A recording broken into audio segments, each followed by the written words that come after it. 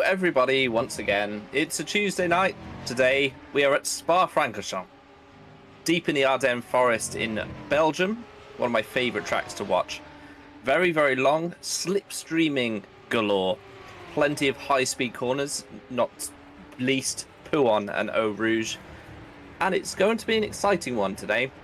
2 11-lap races, plenty of time for things to happen on a 7-kilometre circuit length track.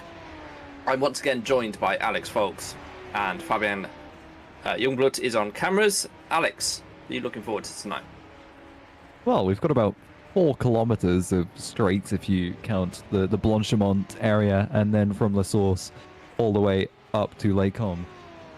So, like you said, plenty of slipstream, plenty of overtaking opportunities, and plenty of high-speed corners. But there's a couple of lower speed overtaking opportunities. You got Les Combes and the bus stop chicane, so it should be quite an interesting race. We've got a lot of the circuit flat out, and I think that's pretty much all there is to say about this circuit. 144 kilometers, by the way, so one of the longest races we'd have in total length. 11 laps of 7, that's 77 times 2, 144. So yeah, quite an interesting event. Yeah, it's one of my favourite tracks in the whole world. Very lucky enough to have raced there in real life. Been there a couple of times. It's incredible, the scenery around there in the Eiffel. Sorry, not the Eiffel, the Ardennes forest region of Belgium. We're not in Nürburgring anymore. Yeah, it's incredible countryside around there. You can't buy. There's nowhere to buy milk. It's my favourite fact about Belgium. They don't really have proper milk like we have in the UK. What? Everything's that UHT stuff that you have to dig around in aisles in the supermarket for. That was my experience. Just wanted some milk to go with my coffee, but couldn't find any. But apart from that, the Belgian people are very lovely. They tend to speak English to you and to one another as well. There's 3 kind of distinct languages in Belgium. Flemish and French dominate. There's a little pocket of German speakers towards the border as well, but given that French and Flemish don't overlap very much, you end up with the lingua franca being English. So a lot of Belgians speak English very, very well, and will speak that to their fellow countrymen who don't speak their home language, if that makes sense. So indeed, the Belgian national football team speaks almost entirely in English in any inter-team communications, which I think is a pretty fun fact. There's a couple of countries like that. You have Switzerland, that is a mishmash of all sorts of different languages. It's French, Italian, German. So yeah, it's one of the more interesting countries and one of the more interesting circuits within it. I guess Zolder is actually another good Belgian track that would be quite interesting to watch an FS2 race on. Yeah, for such a small country as well, it's produced some pretty big racing talent, generally sporting talent over the years as well. So yeah, it's a country I enjoy. Been there, as I say, been there a few times, and it's definitely recommended to go to Spa at least once in your life. The old track is entirely made of public roads that you can pretty much drive on all the way around, and there's a couple of really interesting corners. You can just imagine Jackie Stewart dodging barbed wire and sheds as he went through the master kink around the back end of the very, very fast, frighteningly quick, almost flat out old circuit. So yeah, definitely worth a visit. Right, practice is ending, but we've got just enough time to talk about. There's some drama in Formula Sprint 2, isn't there, Alex? You can call it that. What Toby's trying to say is the decisions, the disciplinary committee decisions, which we have after every event, after reports of drivers, there were 50 reports. And subsequently there are 8, technically 9 pages to this report, which is quite a lot of penalties, quite a lot of things to talk about, Toby. Yes. Notably, I was going to say, go on, hit me with some of them. We've got Ben Skinner, who has been suspended for 4 rounds. I believe we're on round 10 now, so he's suspended until around 14 because he hit the penalty point limit for the season, which was 10, which gave him a race suspension, but then also has received a ban for intentional contact with... I'm scrolling through it and trying to find it. I genuinely can't see who it was. But intentional contact, I believe, in race 2 with someone, taking someone out. And that gave him a 3 race ban for, well, intentional contact. So, yeah, there you go. He has been suspended until round 14. We are also missing a couple of drivers because they were outright banned from the league. We've got Brody Lawless and Chris's Philo. That isn't mentioned in the reports, but is something to take note of. Other than that, it's just a whole lot of sort of avoidable contact, unsafe pit entries, track limits, a whole lot of discussion of track limits, in fact, both in qualifying and during the races, which has been subject of a lot of conversation in the community. So either way, it was an eventful event last time, and as a result of it, in fact, Filip Savinski did get his first win of the season, and perhaps potentially in FS2. Let me review that. Yeah, his first win. I would just like to say, with Lawless and Philo, they were both for off-track misdemeanors and behaviour. I would say, I think it's become clear that there's certainly some off-track behaviour that needs to improve as a result of what's happened, and hopefully we will see that improve. Because FS2, I love commentating on FS2, and it's one of my favourite things to do, is sit down on a Tuesday evening and talk rubbish with you guys for a couple of hours. I really enjoy it. So hopefully we can get back to a positive atmosphere off track, and that's my belief. I believe there are things being put in place to make sure that happens, and that everyone is able to enjoy and feel safe in and around not just FS2 but GPVWC in general, because this is a very historic league. It's been going for a long time, and we pride ourselves, I think, here at for a positive, welcoming attitude. So yeah, let's now we've done that. Let's move into qualifying. Alex, did you find out if Chavinsky's was that his first win in FS2? It was his first ever win, I think, in GPVWC in FS2, and that was given to him as a result of Ben Skinner getting penalties that knocked him down 3 places and actually disqualified, or it might have been Brody Lawless. I can't remember. One of the two. And Savinski, we talked to him. He got his podium, and he was discussing the potential of a win, and he's got it. Either way, we've got qualifying to watch now, and I think the deciding factor here, Toby, is going to be top speed. Most of the drivers seem to be at about 250 kilometers an hour. There are some drivers that are evidently running higher downforce setups, notably David Yunt, who only had a top speed of 242 kilometers an hour, according to RaceView. Meanwhile, we've got drivers like Sandeep Singh. His top speed seems to be without slipstream, a 249.2 kilometers an hour through the speed trap. So Singh clearly running a lower downforce setup. And a point I was going to make is that potentially here, being in the lead or having a higher qualifying position may not matter as much when it comes to slipstream, because you'll just get in a bunch of trains and constantly you'll have someone in your slipstream who's going to be a bit quicker than you. So being at the front of that may not be beneficial here, Toby, but we'll see what happens in qualifying, as Sandeep Singh looks to be the favourite based on his result in practice. Yeah, as you say, quite often the best place to start is actually P3 here, because you get a run all the way down the Kemmel Straight after Eau Rouge and into Les Combes. You've seen it in F1, you've seen it here at GPVWC. It's not at the end of the world if you don't qualify P1.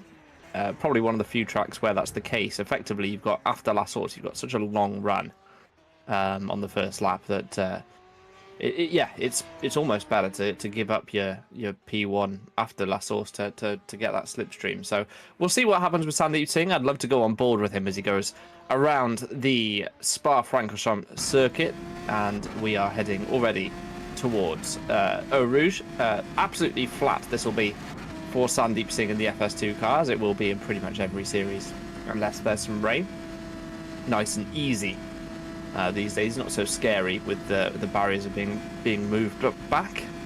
We're running the DLC version of Spa this year, so it's got the laser scanned track surface, so a little bit bumpier than we've seen in previous years. It does also mean that the track update is not there as we head through the Lacombe chicane and through the right-hander.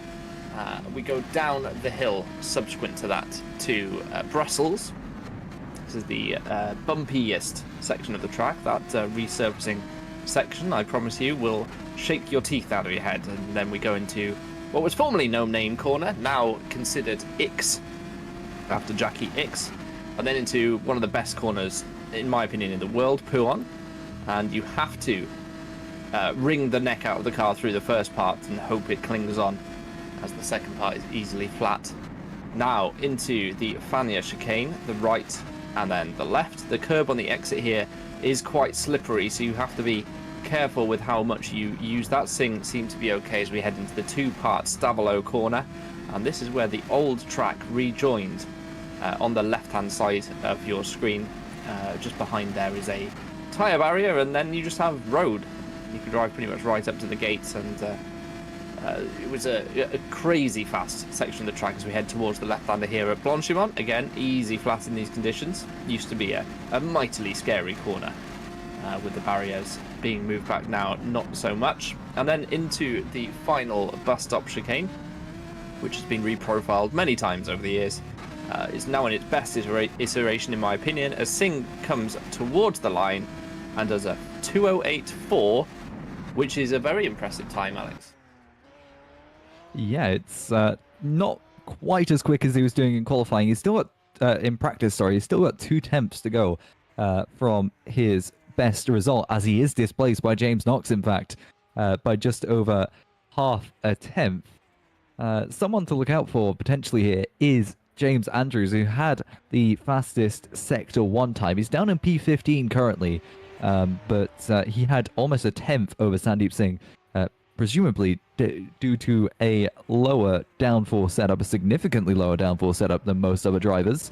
But we see James Knox taking provisional pole here anyway for Exilian Motorsports, and I didn't get to see his sector times, but he was slightly quicker than Sandeep Singh in the first sector and is going faster once again. It seems, Toby, like drivers here are going for an outlap and then 2 fast laps after that, presumably due to the length of the circuit. It just doesn't make sense to do in laps unless you are significantly down on your previous time, as we are watching Mikel Tuamala through the chicane towards the Sector 3 split line, or the Sector 2 split line, I should say. He's 1.2 tenths up and nicely saved as he heads to the Sector 2 line.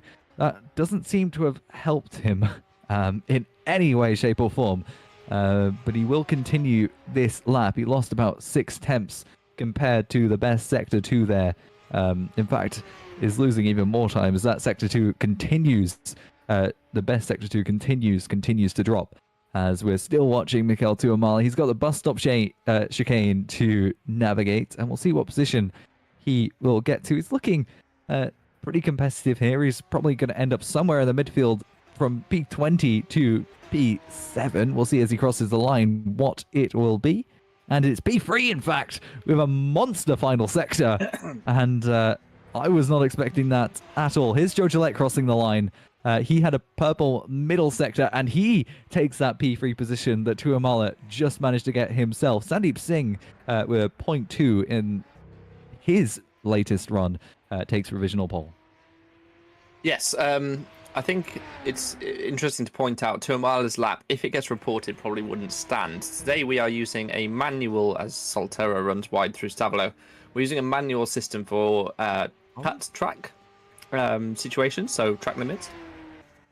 It's not working 100% correctly for the sprint series. So both FS2 and FS1 will be using a manual system. That means you can complete laps and if you went off track, but you leave yourself vulnerable to being reported for that. So track limits in GPVWC is 2 wheels within the white lines at all times, except where there is a painted corrugated curb, like the red and yellow ones you see here. and if they exist, you can have 2 wheels on those, but beyond that, you are not allowed to go. Well, I'm just watching the replay here, and he does ever so slightly leave those curbs, but we'll see. He still has the opportunity, of course, to improve that lap. And speaking of improving, here comes James Knox. His sector 2 isn't registering quite correctly. I think this is an outlap, actually. It's it's showing as his personal best. As here's Sandeep Singh. He did improve in sector 1 and in sector 2, and probably might come in on this lap, I would imagine. He's already done 2 laps on this set of tyres and on this run, and it seems just about the perfect time to come in. But Mikel Tuamala, in fact, has improved his sector 1 and sector 2, and potentially could be crossing the line to make sure he does set a valid lap. And across the line, he is able to take back that P3 position. So all the concerns we had about lack of control and going off track don't really matter anymore. Tuamala sets a faster lap, as Ockenhaug here, according to the lower third graphic, has a purple sector 2, and through the bus stop chicane towards the line. Let's see where he can find himself. Kurt Rochard moves up to P5, but Ockenhaug across the line will take P3, and that P3 position has changed hands more times than I can count already, and we have 5 minutes left in qualifying. That's about 2 more laps, Toby.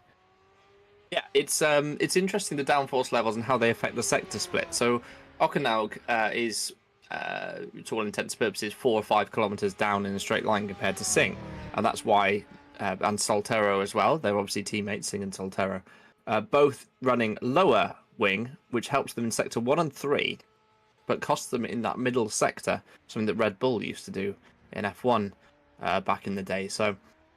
Yeah, they are running less wing, the Potentias, as Soltero nicely demonstrates that was a legal final corner. Goes P3 again.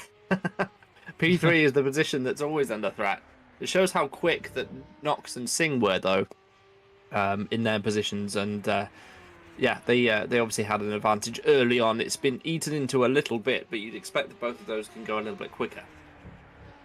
Yeah, I think as the track will start to get rubbered in, Sandeep Singh and James Knox coming out on outlaps now on fresher tyres and newly fueled cars should have a nice bit of pace still to find in this qualifying session as we watch Kasper Kuritz, who, again, is looking quite good compared to the best time in Sector 1. And that's how it should have been done through that corner. But towards the Sector 2 line, I would imagine he's losing quite a bit. Yeah, he's lost 4 tenths, so it seems like the strength of those top couple of drivers is mostly in Sector 2, the more technical section, and where it's easier to lose time. That seems to be the difference between the top 5 and, I should say, top 6, really, from the rest of the field. And saying that, there's still not that much separation. 1.3 seconds separates P18 from P1 as we watch Kasper Kuritz through the bus stop chicane towards the line, looking to improve his P11 position. Let's see where he moves up to. He goes up into 5th and has a nice and strong final sector that leverages him ahead of Mikel Tuamala, just behind Magnus Ockenhaug in P4.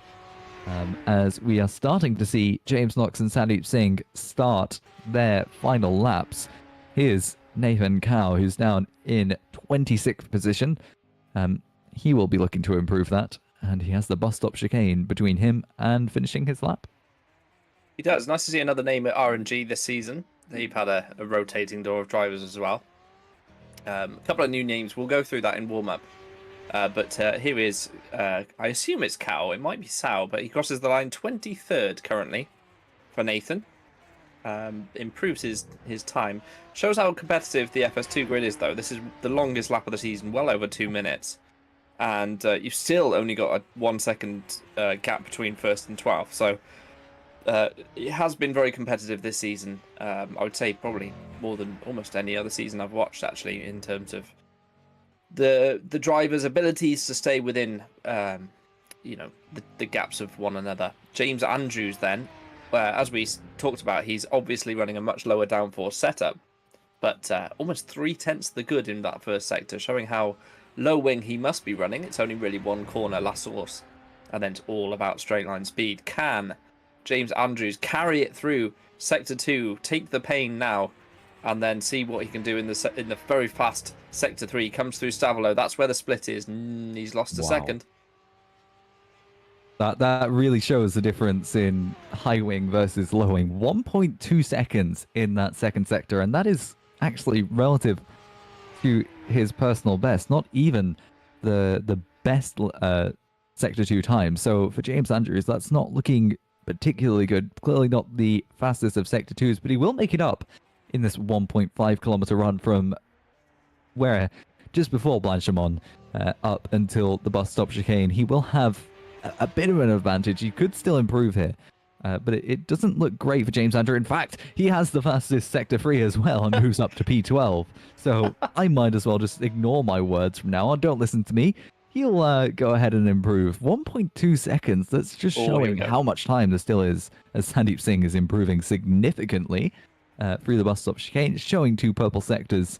That may be true for Sector 2, not so much for Sector 1. He was beaten out by James Andrews, but across the line, Sandeep Singh will improve his pole position lap time by almost 2/10 of a second, and that is a strong position to be in. 2/10 quicker than just about everyone else, as James Knox sets about his final lap, but not looking strong in Sector 1. Oh, he's lost some time, 5/10 to Singh, so that will be that for Knox. He did improve on the last lap a little bit to a 0.303, but certainly our runaway championship leader, showing why he is so. And yeah, 0.265 is not to be sniffed at. Here's Vakuinov. They will get one more lap, and as you said, they're doing 2 flying laps simply because the length of the out lap and in lap here, I'd imagine. These tyres are pretty good. 4th position for the Hut Performance Engineering driver. That's a cracking lap time for Vakuinov. He's threatened to do this all season, hasn't he? He's had sporadic pace and a couple of good results as well. He had a P3, I think, at Jeddah and a P2 at Canada for sure. So sprinkled in amongst some P20s.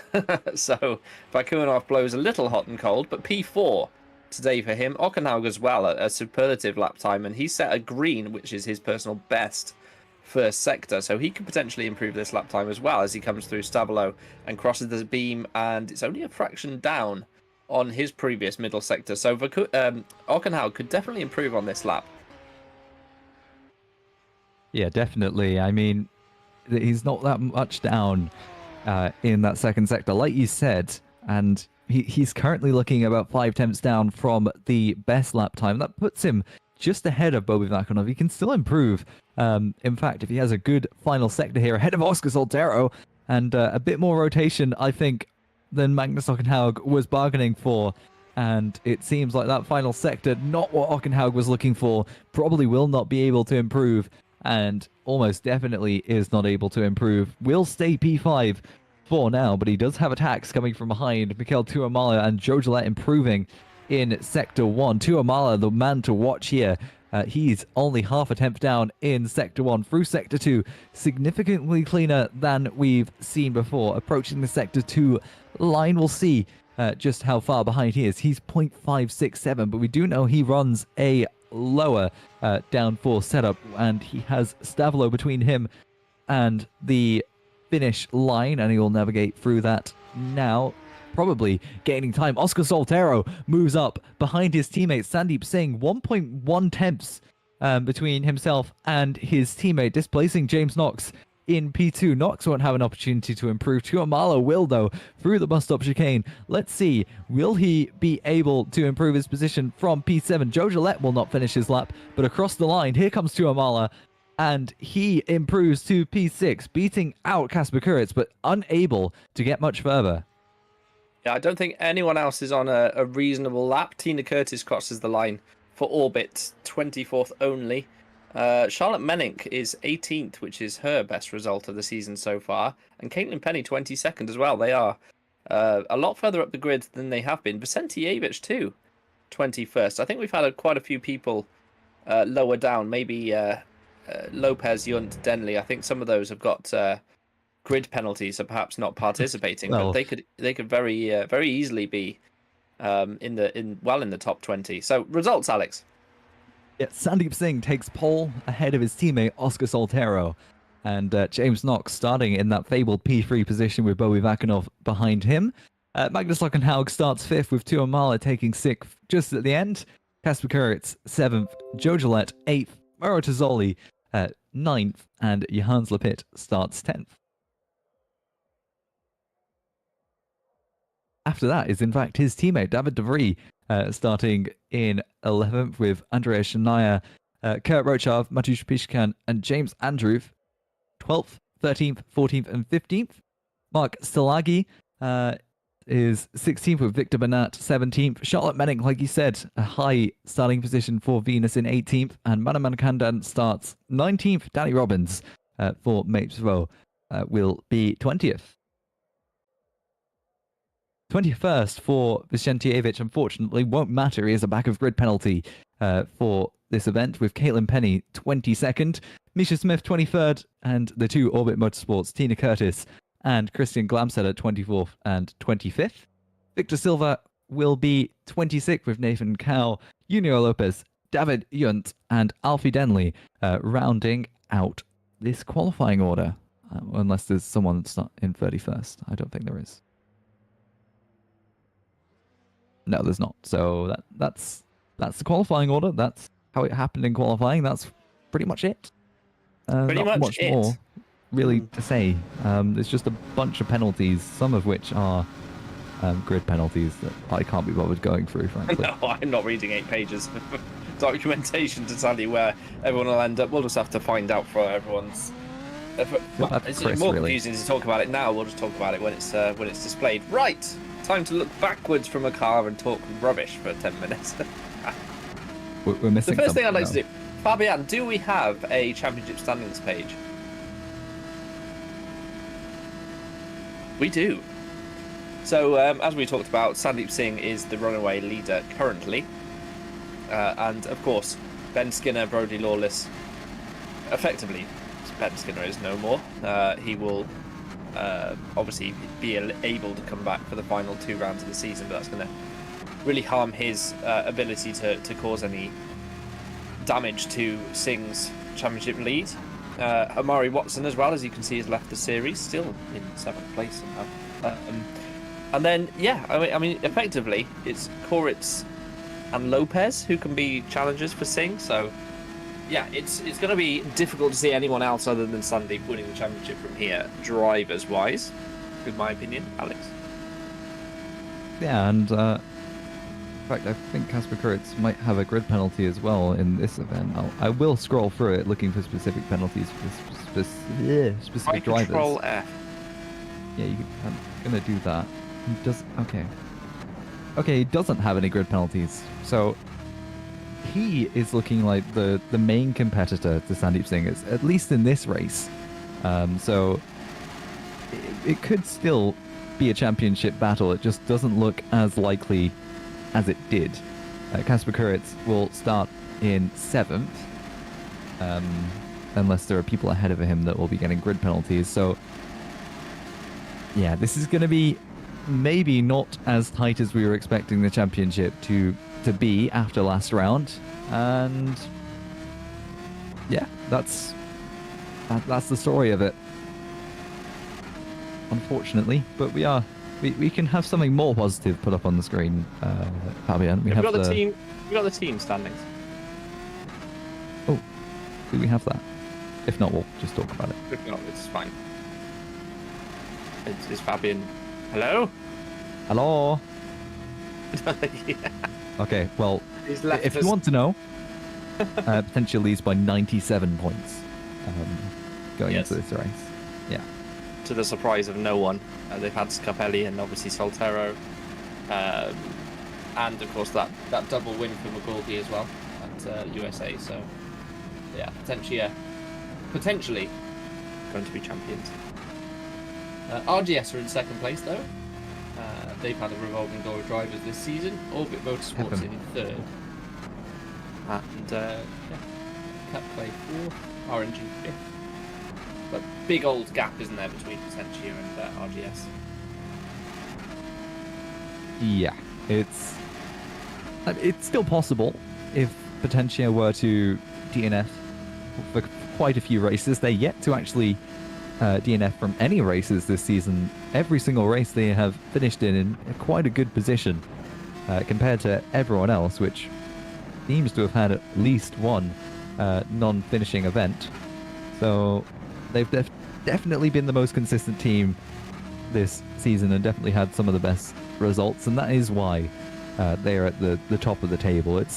There's not much foul play involved there. That is just genuinely them being a strong team. There's just a little bit going on in the drivers' table, but it is what it is. The system's been used how it was intended to be used, and we have a less of a battle on our hands than we would have otherwise. But either way, we've got our normal shenanigans that we'll try and move on to. We do have normal shenanigans. It's pretty standard for us to talk nonsense for 5 minutes. I'm going to pose a question to you as we see a helicopter flying in the air. That's nice to see, isn't it? What is your favourite track in the whole world? Without question, Nordschleife. That's just easy. Okay. And if you wanted to, you can do a road trip, a date trip. In fact, you can visit both Spa-Francorchamps and then drive to Nürburgring Nordschleife and do a lap on both of them if you really, if you happen to line it up with a track day for Spa and a Touristfahren date for the Nordschleife. It's an interesting drive if you want to try it. It also can be a very expensive one.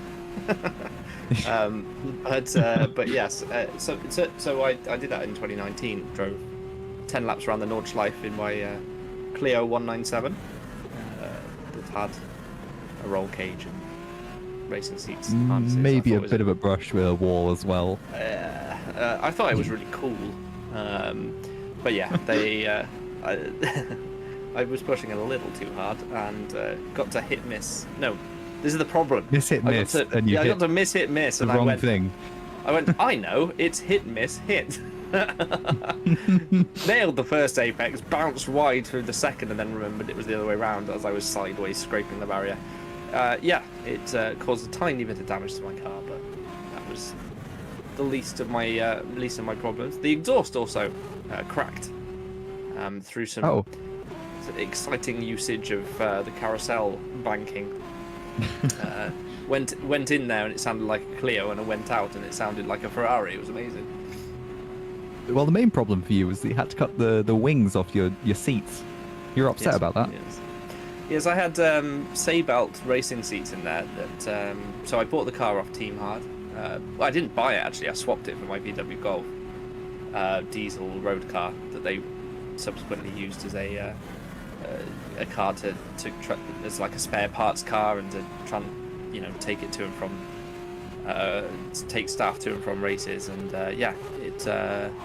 so I got the Clio off Team Hard, and they put a couple of their old race seats in it. So I had $2,000 worth of racing seats with wings. When I say wings, I mean like headrests, wings.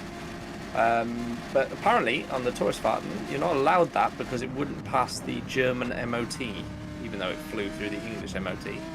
So I had a fairly lengthy conversation with someone who didn't really speak very much English, and I speak very basic German, about letting me onto the track because they were guarding the gates in the first hour. So in a strop, I went to a local repair shop because there's hundreds of them around Nürburgring, as I'm sure you can imagine. Asked someone to cut the wings off, and he said, no, I'm not doing that. So I literally borrowed his angle grinder for €20, did it myself, cut the wings off, went back to the track, and there was no one guarding the gate to let you onto the track, so I didn't have to do any of it. And subsequently did 10 laps of the Nürburgring with duct tape on the wingless seats, which is sad overall. But it was a good day. I had a nice time. 10 laps. Even in 2019, that will have been expensive. I know that for sure. Yeah, I think it was about €260 €20 per run.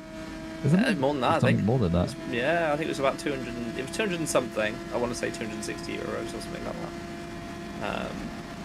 So yeah, I think there was like a discount if you got 10. It might have been 270, so it might have been £30 each. 30 euros per run now. So it's how much per run? 30 euros on I think weekdays. it was still 30. I think it was still 30, mate. I really do. I feel So, like yeah. it was anyway. Expensive day. Fun day. Yeah, but lots of fun though. And we did go to Spa, as you rightly say. We went to Spa on the way back, and it was raining. There was some sort of event on, some sort of like club event. But like a club event at Spa is still pretty decent cars going around it. You know, it's the same at Silverstone. You know, when they're using the full layout at Silverstone, there's still pretty good series going on.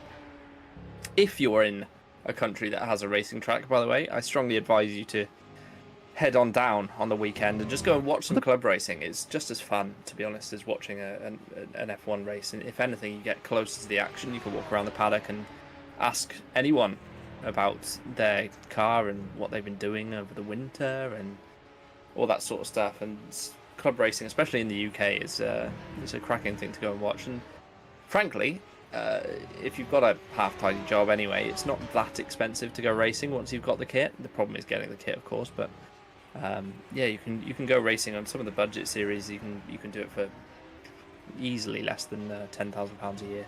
£5,000 for some of the road tyre series. So yeah, it's not out of the realms of possibility. You've just got to sort yourself out with license and kit. But once you've done that, it's not the end of the world. And a lot of the series do arrive and drive stuff as well, Alex, where you can, you know, Ford Focus do a spec series.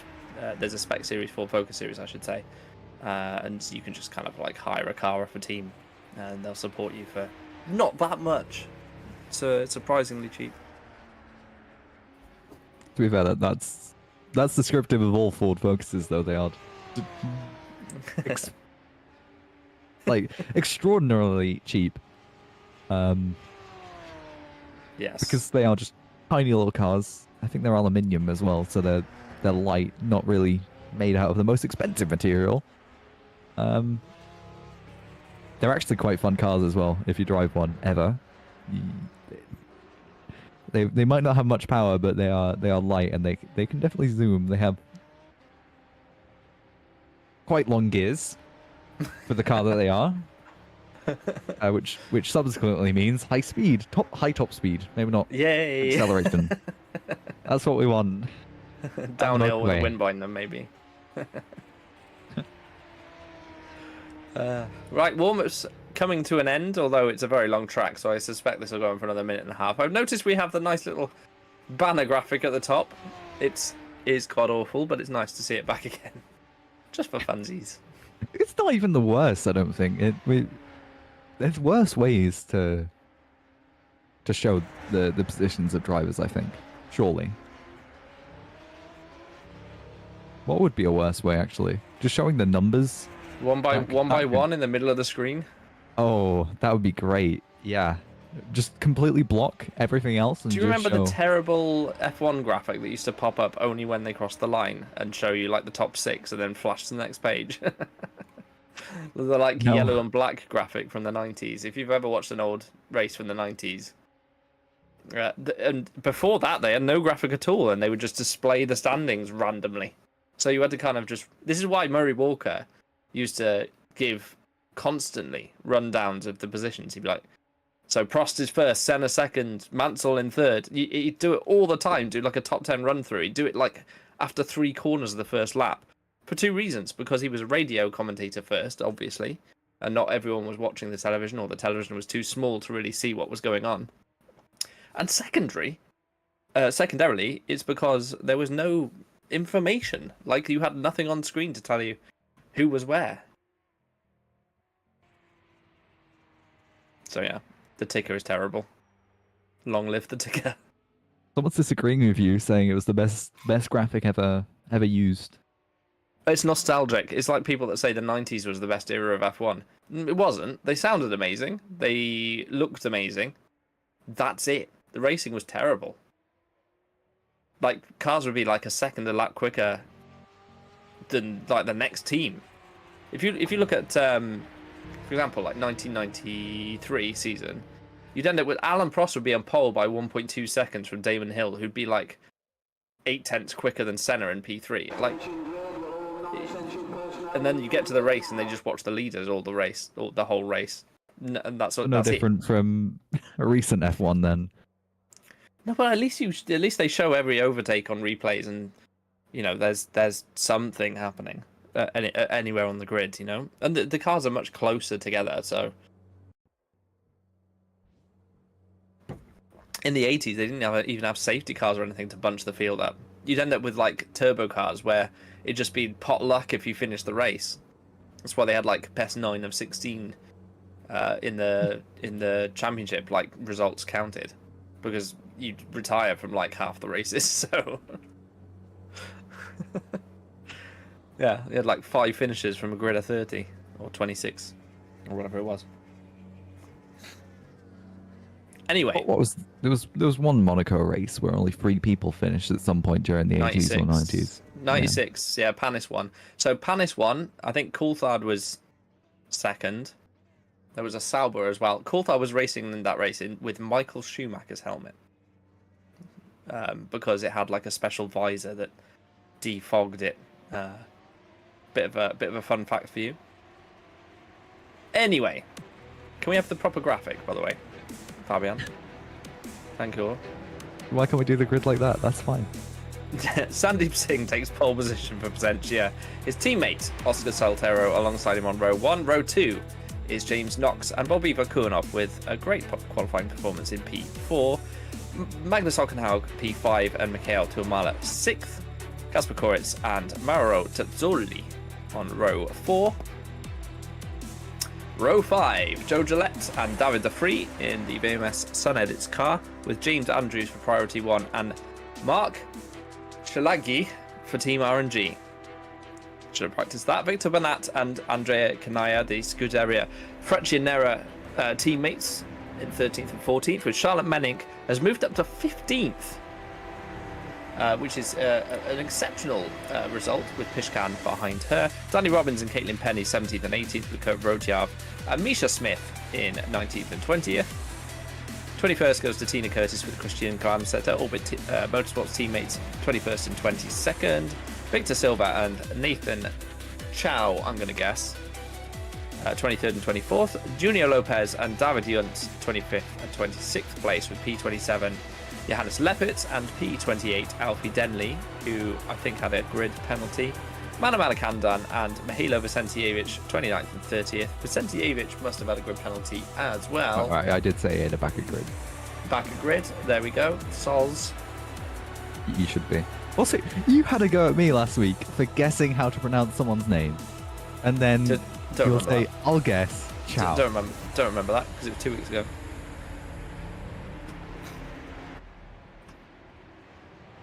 I win. No, you don't. If you're going to have a go at me, at least get the words right. Do you know what I'm saying? Anyway, you are right. I apologise profusely, Alex. I shall not guess. I shall just not say his name for fear of retribution. I don't know what's better or worse. I think we'll just... Nathan. His name's Nathan. Nathan. NCAO? That works. Just spell it. I don't know what's more offensive, honestly, spelling their name or saying it incorrectly. CAO, pronunciation.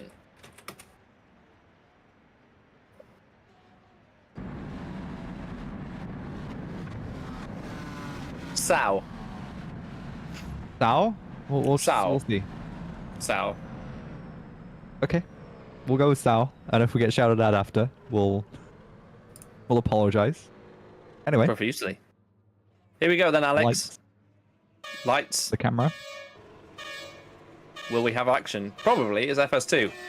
And let's go!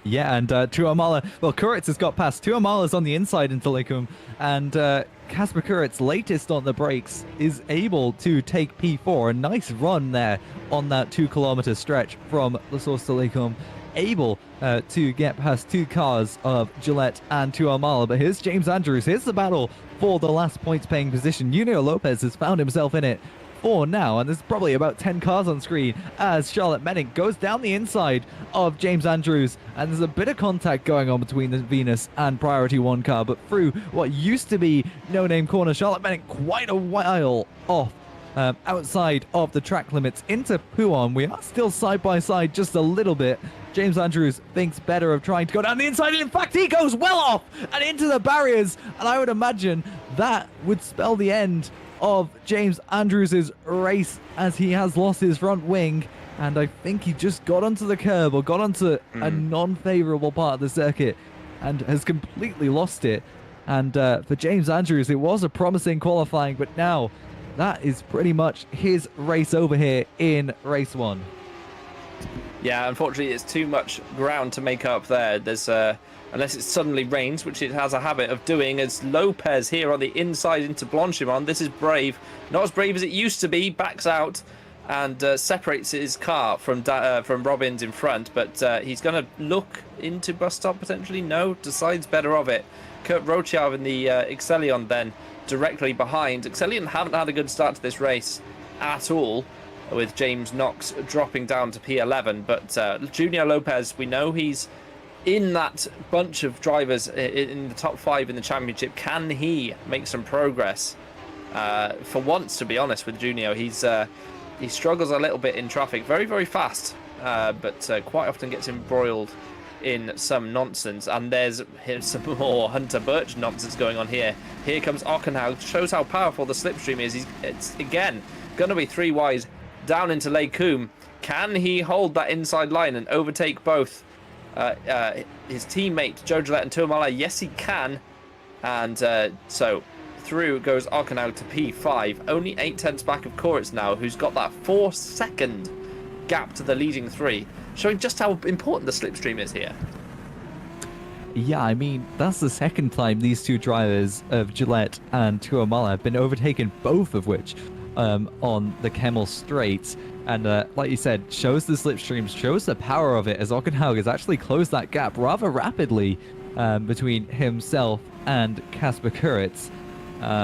Unable is Kasper Kuritz to close the gap to Bobby Vakanov, who's also fallen back a little bit shy of Oscar Soltero, the 2 Potentia cars, and it's looking quite strong for Potentia here. 1-2 currently, and have been for the duration of this race. Soltero's primary job realistically here is to defend Singh from Vakanov behind, and looking a bit further back, Lopez, like you said, struggling in the traffic down in P16 as we watch Joe Gillette in the slipstream. A massive amount of closing distance between himself and the Scuderia Cap Clay car, Right. sorry. Tuamala around the outside, later on the brakes into the bus stop, is able to hold on to that P6 position, but Ockenhaug, in fact, was attacking Kuritz in just about the same way. Ockenhaug fills those mirrors down the inside into La Source, and we'll have that lovely slipstream along this 2-kilometer run now as we head towards Eau Rouge, Radion, and the Kemmel Straight. So we've got a move on potentially. We have. It's brave through here, but can Ockenhaug get a run? He can, as they head onto the Kemmel Straight. Now, we know Ockenhaug has got slightly higher slightly higher wing, than others potentially around him. And as you can see, Koritz is able to maintain the position. Ockenhaug didn't have the overspeed. He didn't get the run. And but what's happened behind is Tuamala's lost out to Gillette now. So, and here's Pishkan for RGS, and behind Pishkan is David De Free. We've not mentioned them too much, but they're in the back end of the top 10. A reminder at this halfway point of the race that P10 to P15 is the reverse grid options. It won't be P11, but it might be any of the others. We haven't seen P11 reverse grid in, 2 seasons now, Alex? 32 events, yeah.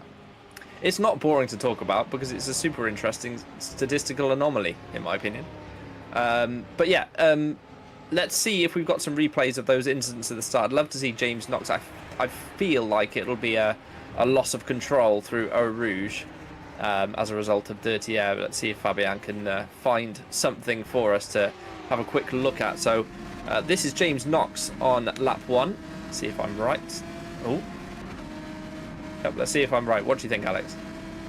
So Eau Rouge quite close to the back of Solterra. Yep. And like you said, wow, he is super lucky to be in the race now, still. is it? Yeah. See exactly what happened though. He just dipped out in that section from underneath the gearbox, and the front wing grabs on you, and turn sideways. Oh dear. That's not going to be looked on favourably, I would imagine. I hope Caitlin reports that. That's not good. She was literally minding her own business there as well. Just sideswiped. Literally. She's had some terrible luck this season, honestly. There we go. So that was lap 1 incidents. We've got Koritz then fighting away with Ockenhaug back towards Eau Rouge. Lap 6 we're on now, just over halfway. And Koritz will be lining up Ockenhaug as they head down the Kemmel Straight. Ockenhaug gives him room. Oh, there's 3 wide. There's contact. There's contact. They were trying to get the Hunter Birch car through. And Gillette made contact with Koritz. I'd love to see that one again. Koritz somehow holds onto the position. But there was that could have been a really scary one. And round the outside is Tuamala on Ockenhaug there as well. So Ockenhaug's lost a couple of positions here. Yeah, that was quite an interesting series of events, really. Kasper Koritz able to hold on. I looked back to the screen. I saw 4 cars almost going 4 wide.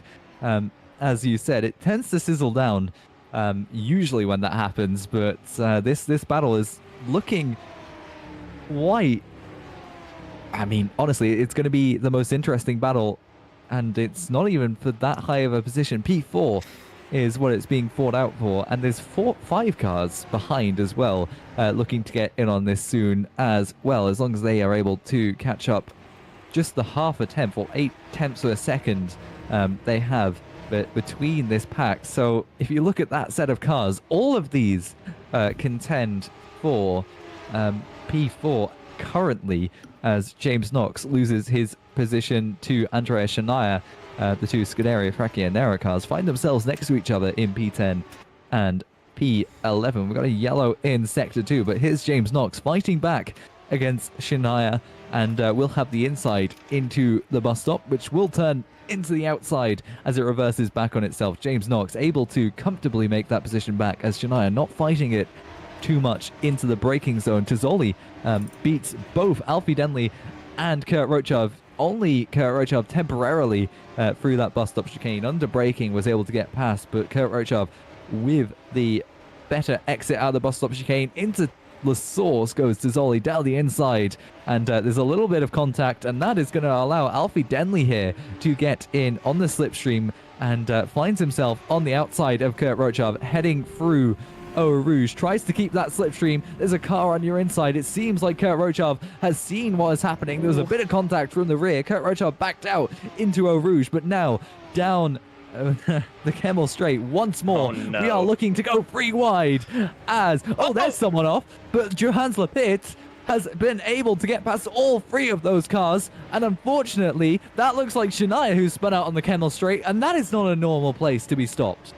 No, and I'd like to see what happened there, Ploz, because that's, as you rightly say, a very odd place to be.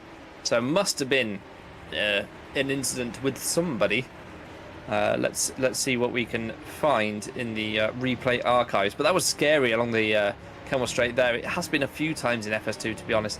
They're all track extending through Hicks. I really don't want to have another 8-page document to go through. But you've got to be careful with these track limits. Just don't push it. Don't put yourself in a position where you could be penalised. What have we got going on here then? So this is Joe Gillette behind Victor Manat.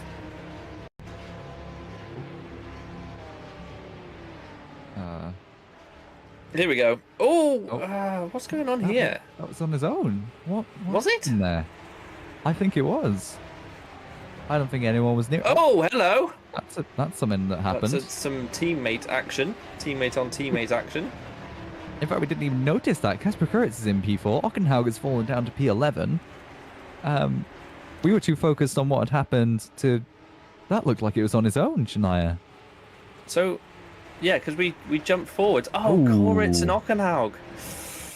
Oh, can't see what happened there from that angle.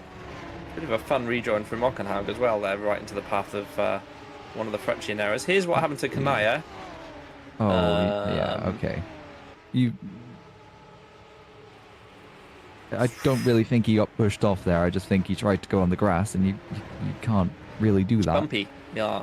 Yeah. Okay, well, that clears up nothing, but it does show that Vakuinov is 2.5 seconds back of the leading pair now. Solterra and Singh have walked away with this, haven't they? Absolutely dominating both championships and this race as well. So Singh and Solterra P1 and P2. Vakuinov, though, 6.5 seconds ahead of Kuritz. Excellent job from Bobby, and deserves another podium not this leader. season. And Kuritz then 9 seconds back of Vakuinov. So I can't. Why can't I do it? Yes, he's 9 seconds back of Vakuinov. Well, even more impressive, isn't it, from the leading three? Vakuinov has obviously dropped off that slipstream, so his pace has fallen away a little bit. Tuamala and Kuritz are very close. And David de Vrij and Pishkan and James Knox and Ockenhaug and Gillette, they're all right there, aren't they, actually, if you look at those intervals. Yeah, it's like I said, it was a tight battle that was always going to evolve. I mean, just look at how many cars are in this area alone. That's, I think, from... yeah, it goes back to Victor Bernat. So this is from P4 to P13. There's 10 cars there, all in this train, all with chances of P4 with 3 laps to go. David de Vrij in P6. He's had a fluctuating race. He's gone all the way from P11 down to P13 and now all the way up to P16. He's had an up and down, and fortunately he's at the end of this race looking to be on the upside as Ockenhaug attacks James Knox. James Knox unable to get his braking correctly, and I think he'll potentially have to not substitute, but give that position to Magnus Ockenhaug. He did gain a bit of an advantage, outbraking himself, was able to cut the final chicane. 2 cars have gone off. That is David de Vrij and Matusz Pishkan, who have gone off at La Source, and something potentially contact between the two of them there, both of them running over the sausage curb that, of course, isn't there in the new update of this circuit. But Mikhail Tuamala here alongside Kasper Kuritz through the Kemmel Straight towards Lekum, and Tuamala on the outside, Kuritz on the inside. Tuamala probably will have to be later on the brakes, and he is not. Kuritz is able to hold on to that P4 position. We've lost Tozzoli. I don't know what's happened, but he's dropping like a stone. DNF. So something's happened to Zoli. To Junior Lopez here, side by side. He has made it up to P11, so he has had a strong drive in the latter parts of this race, and moves ahead of Robbins to take that P11 permanently. I'd love to see what happened to Tozzoli, because yeah, they were doing quite well earlier on in this race, P14 or something like that. So let's see what's happened. Through Eau Rouge, then we go, and then contact. Oh no! It's exactly the same as what happened to Glamseller at Nürburgring. That was Alfie Denley as well, who did have a something like 17 place penalty, grid penalty. Here's Menink side by side. Whoa! Well held, Charlotte, and then there's a sideways. What is going on? Sideways to Zoli. Contact. Directly in front. Look at this. Seems to. Oh, this is going to be fun for the last 2 laps, isn't it? Hello, going side by side into Blanchimont, then side by side we go. Out to the curb goes Ockenhaug, who's somehow back into P7, having had that contact with Kuritz. Peshkan with Kuritz just directly in front, side by side into the bus stop. Never going to work. Somehow they survive. And Tuamala squeezing Pishkan down the start-finish straight. It's going to be made 3 wide by the Hunter Birch of Ockenhaug. Down the inside he goes. Somehow they get through La Source. They need to sort this out before they get to Eau Rouge, though. This could be scary. Well, We'll see. We've seen side by side not work before. They're already wheel banging on the approach to Eau Rouge, but side by side they go. Ockenhaug on the inside on the curb and does get hit. Will have a worse exit, but somehow is able to stay on the circuit. David de Vries is right there on the diffuser of Ockenhaug. Here comes Matthew Spichkan. There's further contact as David de Vries able to hold on somehow, pushed out wide. There's more contact going on between Kuritz and Tuamala. Tuamala takes the exit road, but look at this. There is 6 cars all in this battle, and there's just constant contact. Pishkan is P5, and Tuamala frankly turns in on him there through the sweeping right-hander. And what is going on, Toby? There's 2 laps left of this. This looks like a lap 1 chaos opening lap, and also looks like the final lap. We've still got another lap to go after this, and they're still side by side as they head into Pouon once again. And we've got, I mean, sort this out after the race. I have no idea, but somehow Pishkan is up to P4 ahead of Koritz. Tuamala there in P6. He's been in and amongst all race, really. And there's still some time for more nonsense to happen as we head into the 3rd sector on lap 10. Nobody is driving the normal racing line at the moment. Everyone is side by side trying to find gaps. This is going to close up once again towards sector 1. Hopefully the chaos sorts itself out. Well, that's 1, 2, 3, 4, 5, 6, 7, 8 cars. Like I said, 9 cars, 10 cars in this battle. There's more battling. There's more side by side. There's more contact. David de Vries on the outside of James Knox is free wide into the bus stop. Ockenhaug trying this again. It didn't work into the source. It hasn't worked out for him again. He almost turns in onto Junior Lopez, who has appeared in this battle. And we've just got one more lap of this, and we've still got so much going on. Pishkan is P4 currently. It looks like Lopez on the inside of Joe Gillette and Magnus Ockenhaug. Lopez will be able to get past as David de Vries takes the exit road once more. Lopez P9 joins next to Lopez, in fact, and will be side by side into Eau Rouge. Tuamala is on the back of Kuritz, followed. Oh, He looked like he lost it. He didn't. Somehow Joe Gillette hangs on to it. I'm so sorry, Alex. I thought he was for sure headed to the scene of the accident. We've still got the slipstreaming drool then. Down into Les Combes once again. Final time. Oh no! Sideways. There's going to be contact. There is. Ockenhaug. Bouncing over the grass. Smashes. Oh, they're still making contact. Smashing into. It's David de Vries, isn't it? It's David de Vries. He got caught up with his Joe Gillette, trying to make it down the inside of Brussels. And then we go into Ix. There's only a few corners left for the leaders. I want to watch this to the end. Sandeep Singh and Soltero are going to take a 1-2 for Potentia. I don't think there's any way that Soltero is going to take that victory off the champion. Oh no! Joe Gillette goes round! And on the final lap, the 2 Hunter Birch racing cars have lost out significantly.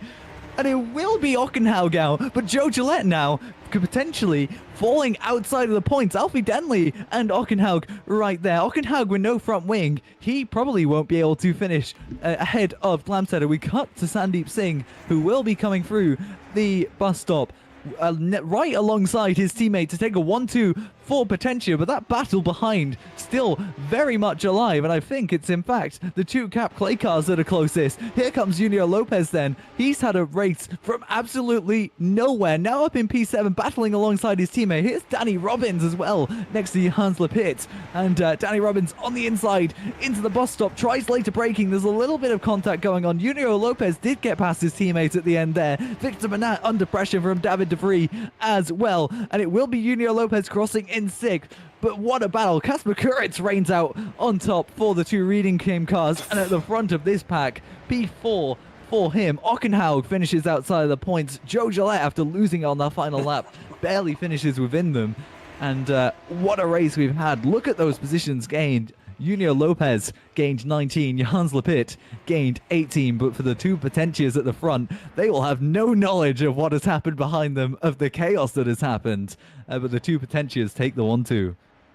I hesitate to use the word chaos because it seems to happen every week with FS2, but that was mayhem. Those last couple of laps in that pack, it was anybody's guess who was going to take that P4, 5, 6 positions. In the end, though, Sandeep Singh and Oscar Soltero take a 1-2 for Potentia. Bobby Bakuinov, a P3 race of his own, really. Koritz then takes 4th from Pishkan. Junior Lopez, a stunning drive from, what was it, 25th on the grid? P6, P7 for Tuamala. James Knox recovered somehow after that lap 1 incident to P8. Johannes Lepit as well, a huge gain for him. Danny Robbins rounding out the top 10. 11th, Victor Banat, David Defree, Kurt Rojav, Joe Gillette in the end, and Alfie Denley rounding out the points-paying positions.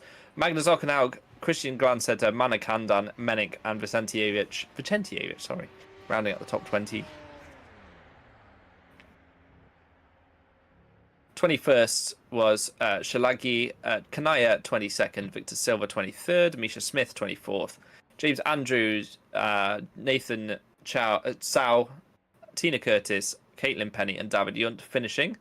And we lost Tetzoli in that Eau Rouge incident. That's the DNF. Yeah. I don't even know where to start with that one, to be honest. It's difficult to summarize. I can't really summarize it. It's something you have to watch to know what happened. I don't know if that even helps. Ockenhaug, I want to see what happened between him and what happened to Ockenhaug, frankly, because he did just outbrake himself. It feels like we do have to somehow take a break from this, don't we, Toby? While the server resets. While the server loads, yes. You don't want to see the R Factor screen, ladies and gentlemen. We'll be back in a couple of minutes.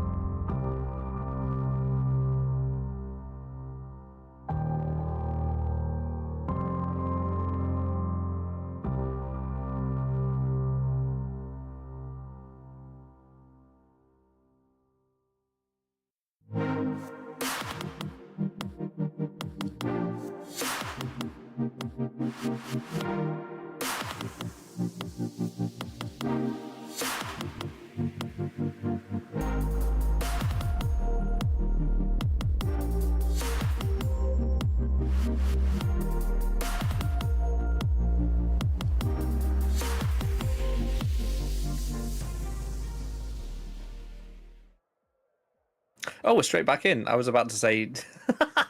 It's a good job I didn't say what I was about to say. Yes, we are back. Hello, everyone. Welcome to race 2. We've got a few minutes left of the second warm-up session. I have a question for you, Alex. Go ahead. You may ask it. What beats a Jet 2 holiday? Well, this race has, that's for sure. Unfortunately, No, there's only one answer. No, they can claim whatever they want. They can claim whatever they want, but it's frankly not true. And guess what, Toby? What am I guessing? It's not P11. It is not. The run continues.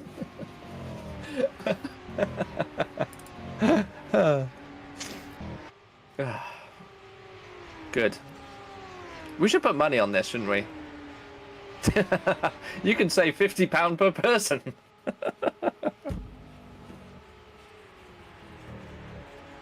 We are not advertising for Jet 2.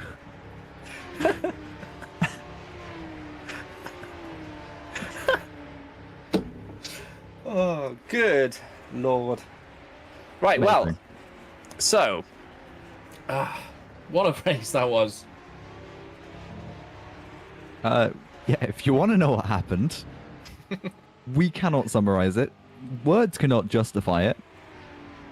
Well, they can justify it, but they cannot properly put into perspective what's happened. You'll have to go back and watch it yourselves after race 2, because based on what we saw in race 1. Wait, which race was that? Race 1 race 1. You'll have to go back and watch that after race 2, because it should be quite interesting. Race 2. Why would you only join now? If you've only joined now, what were you doing? Yeah, where were you? You missed out on. But also stay around, because race 2 is going to just as likely to be nonsense. But it was good nonsense, wasn't it? I mean, it wasn't too bad as standards go in this series. It was pretty good. A lot of side-by-sidesies. 3 and 4 wide. It shows how strong the slipstream is this season. Now they've taken DRS away and made the cars quite draggy. And at a track like this, I can't wait for Monza. I'll tell you that for free. Oh. That's in 6 weeks' time. Well, that one, Alex. Let's dream back 2 years to Monza. It's not Monza. Well, no, I said 6 weeks' time. Oh, I don't know what is in 6 weeks. No one knows what's in. Well, apparently the 2nd of September is in 6 weeks. But let's dream back to 2023 Monza race 2, about lap 9. And if you know what I'm talking about, it was a massive pile-up. Based on what we've seen today, if we have that same level of racing when we go into Monza, we'll be seeing quite a monumental race. Hungary, I think, will be a bit more tame, I would imagine. It's probably the most boring track we'll have on the calendar this season, frankly. There's a small chance I might sign up to that Italian Grand Prix round. It's the I did it a few years ago, and sometimes well, no, yeah, obviously. Well, commentate and drive at the same time. How are you going to do that? I don't think I'm going to be able to, am I? I'm going to have to get one of our, probably Amir, to cover. If I choose to do that, I don't know. I don't know if I want to get involved in this, to be honest. We'll see. But you can try and find a team in FS2. Just join our Discord. Link is in the GPVWC.com website. Isn't it also in the description of the? It's also in the description of the YouTube video. Yes, I like to direct people to the website so they read my articles. Yeah, but you put your articles in the Discord, so if they join the Discord, they see the articles. This is a circular argument. Yes, exactly. Feel free to join our Discord in whatever means you have available to you at the time. I mean, honestly, if you're joining the Discord, you have to use the website anyway to sign up and register, so... True that. I haven't doesn't really matter what order you do it I haven't done that since I joined in, I don't know, 2012 or something. What, you haven't registered since you registered in 2012? What I'm saying is, I don't actually know the process, to be honest with you. I should actually check that next time I'm advertising. Next time I'm advertising GPVWC. Awesome. I'm glad we clarified Clears this. that up.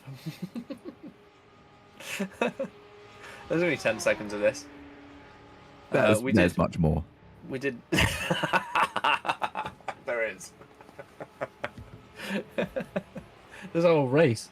Seems to have been going on a while, this, doesn't it? We've only been here an hour and a quarter already. It's.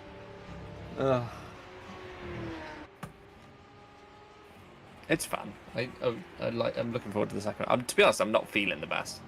Been quite virally the last couple of days. That's why you're quiet today. Well, I am relatively speaking. That's also why you're giggling, I would imagine. You were giggling the whole time through that battle at the end. Because it was chaos. And I hate to use the word, but it just genuinely was. You didn't know where to look next. It's good fun, to be honest. Yeah. Just look everywhere. Yeah. Just have eyes everywhere on the circuit and you'll see exactly all the actions happening. I have to say, it's not nice being virally ill, is it? I mean, you end up with sweat coming out of places you didn't know it could, such as your eyes. I think those are tears. Is it me or is this car laggy? Oh dear.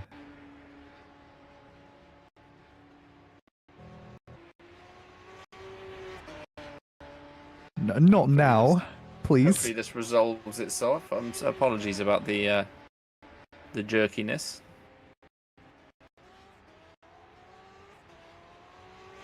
Are we able to do anything, Fabian?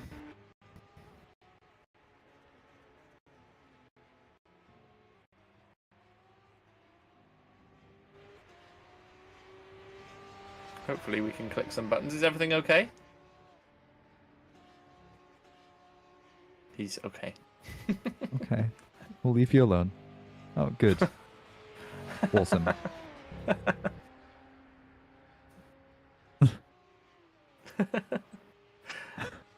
I think it's okay. Meanwhile, Fabian's losing his mind over here.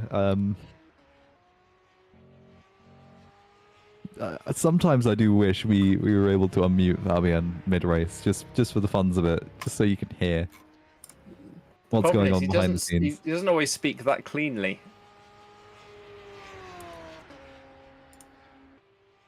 He just needs to click a button. I mean, we could bring Fabian in as a third commentator, but I feel like his stress levels would be through the roof considering it's this series. maybe in like SL2. I think Super League would. Yeah. Well. Yeah. Well, unfortunately for Fabian, Remco does the cameras for Super League. Takes all the glory. I think it's more of a fortunate thing, really, not having to do all the cameras. Yeah. Notice how Remco gave himself Super League and I gave myself FS2. Just saying. Don't act like you did that out of honor. You wanted to stay in FS2, and you know it. Well, I'd have to be slightly more professional, I think, further up the career ladder. We did SL2 once. That was... It was boring, though, wasn't it? Oh, actually... No, it was not boring. You're on about Imola, aren't you? Yes, we are harbingers of chaos. We are. Me and you. We are the chaos. We should have mentioned it's P13 is the reverse grid, and what that means, I know we briefly touched on it. The top 13 start backwards. Yes, and therefore Kurt Rochav is your pole position man, with David DeFree alongside. Is going to bring up the grid now. Do you want me to do it? Or do you want to do it? It's your turn, isn't it? You started. I mean, no. All right, fine, but as Toby mentioned, Kurt Rochav starts on pole with David DeFree with him on the second row. Victor Manat will be third with Danny Robbins fourth. The third row is Johan Slapit and James Knox with the two Cap Clays, Mikel Tuamala and Junior Lopez 7th and 8th, with the two Reading Games 9th and 10th behind him. Bobby Makhnow, the Soul Hot Performance Racing in P11. with Oscar Soltero and Sandeep Singh 12th and 13th. Joe Gillette will start where he finished in race 1, 14th, with Alfie Denley behind him. Ockenhaug, a fully functioning car this time, will start 16th. Christian Glamsetter then 17th, with Manamana Kandan behind him. And 18th, Charlotte Menink starts 19th, with Mihailo Vicentievich, a good race 1, starting behind Charlotte in 20th. Mark Silaki will start 21st, with Andrea Shania 22nd, Victor Silva 23rd, and Misha Smith 24th. James Andrews starts 25th with 25th with Nathan Sao in 26th. 27th was Tina Curtis with Caitlin Penny behind her, and David Yunt and Mauro Tazzoli, the last 2 drivers on the grid. And I swear to God, Fabian, you did that at least twice as quickly as you did Toby's. That was evil, and you know it.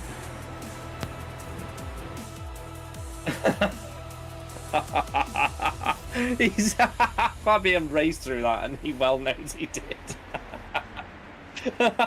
He's giving us, you can't hear any of this, he's giving us some absolute dribble in the background, but he definitely raced It's through never it. been automated. Click, click, click.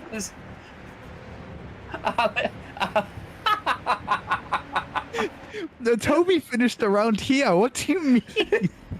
Yeah. Absolute lies and slander from Fabian there. He raced through the grid and Alex did his best. I was looking at race view more than I was looking at my actual screen. Oh, he stitched you right up there, Alex. I had to mute my mic. It was so funny. Anyway, right. They head around the final corner on the formation lap. And onto the grid we go. Kurt Rotjav warming the rears, which is... I don't know if that's ever been necessary, to be honest, in GPVWC. He's doing it anyway. Let's see what happens. David de Vries alongside Victor Bernat and Robbins, row 2.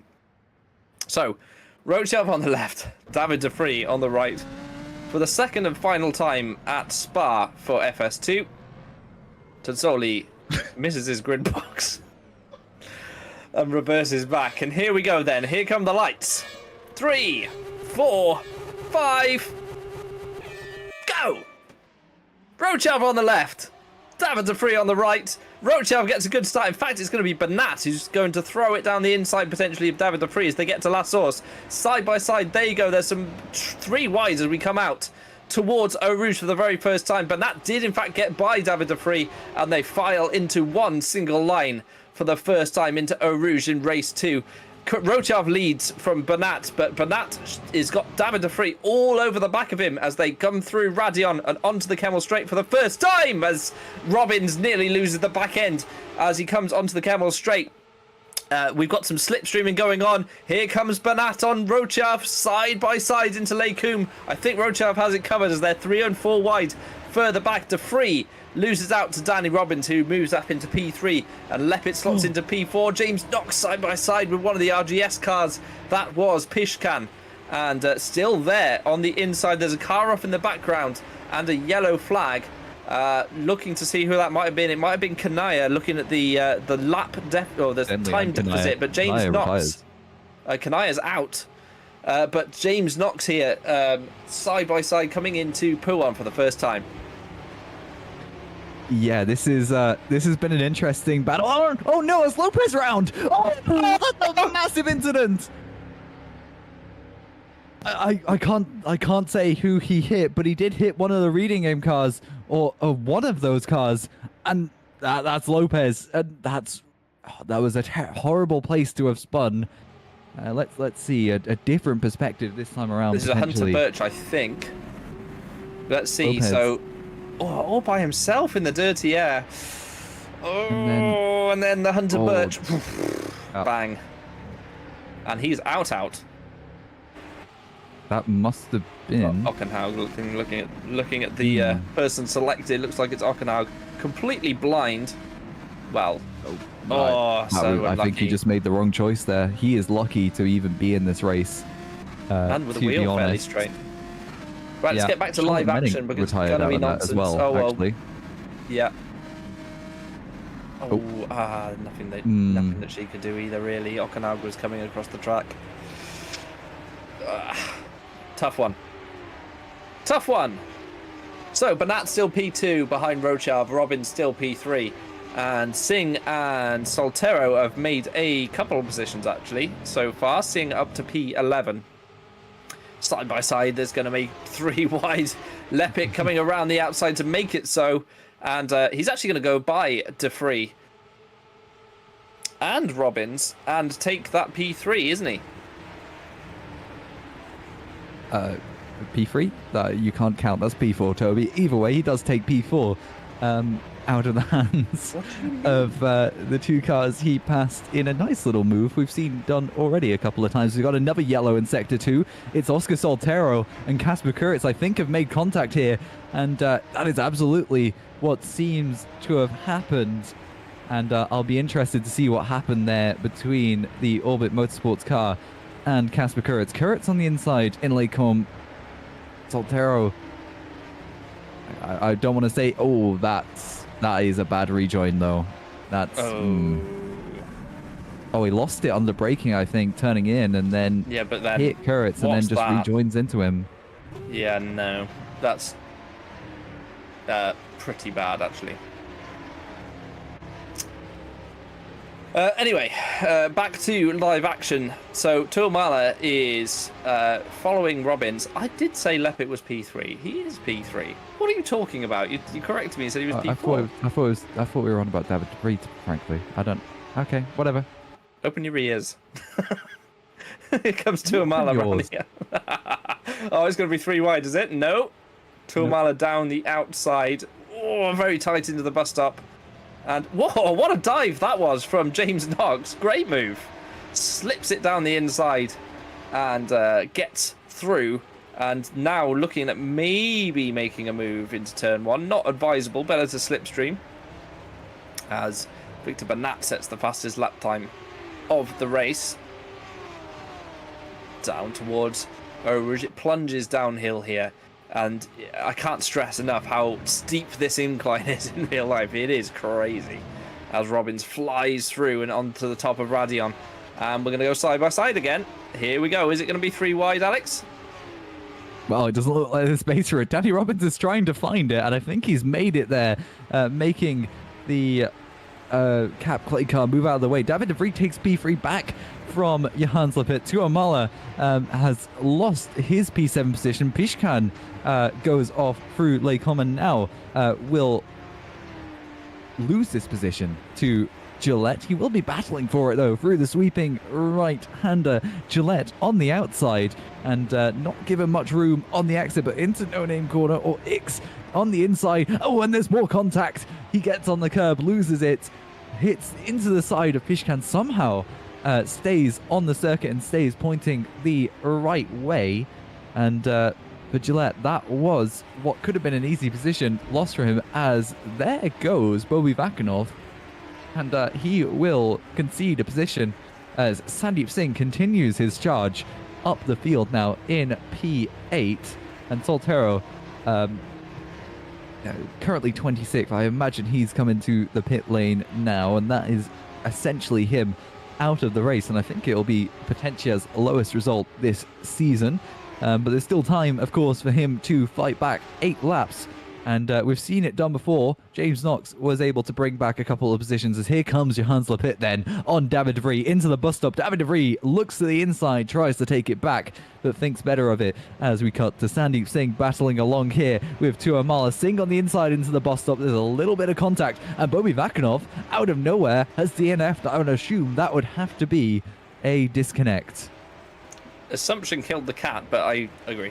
I would say we missed Bernat overtaking Kurt Rochav down the Kemmel Straight, and now leads this race ahead of Rochav. But Rochav only 3/10 back as they slipstreaming back towards him as they head towards Les Combes, and I think this could swap back immediately on the next lap, as Rochav has a nice little run, nice little toe, pops out of the slipstream and moves back in front. So this could happen for the rest of the race. Actually, it shows when you're pretty close on pace, you can get a nice little run and swap positions.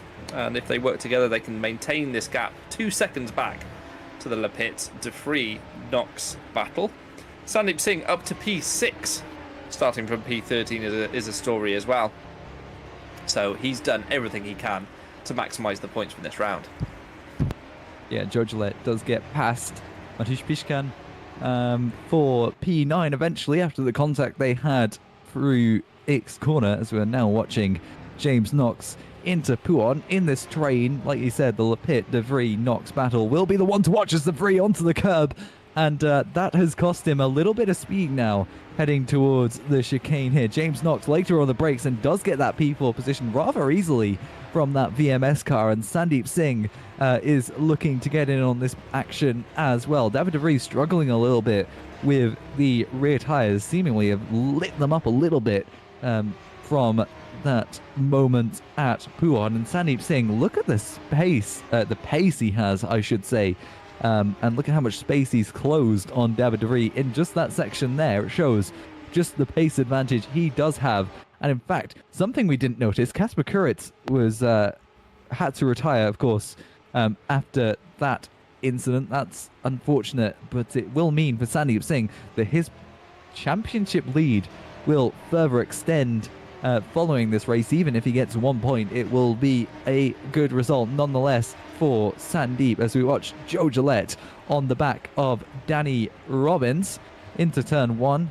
Will eventually get the slipstream down after La Source all the way down to Les Combes. That little chicane at the end, the right left, as Tozzoli loses a position further back to the academy car of Victor Silva, and I think in fact has lost 2 positions on the bus stop or on the main straight somewhere along there, as we cut to Victor Bernat then battling away with Kurt Rochov to the outside through Les Combes. This will become the inside, but it seems like he pulls out the slipstream and just loses all straight line speed advantage he has, as Sandeep Singh displaces David de Vries for P5, and Joe Gillette on the back of Danny Robbins unable to get past along that straight. Yeah, I think I'm going to keep an eye on Singh, because he just set the fastest lap time in the race. He's obviously by de Vries on the Kemmel Straight on this lap as well. He could potentially, potentially, careful not to overextend there, guys. Come on. He could potentially get all the way up to P1 from there. He's not that far off the lead, really, as we enter the halfway stage of the race. And yes, Joe Gillette recovering some of these positions from his, where was he, P14 on the grid, something like that. So yeah, he's doing a good job, is Joe Gillette.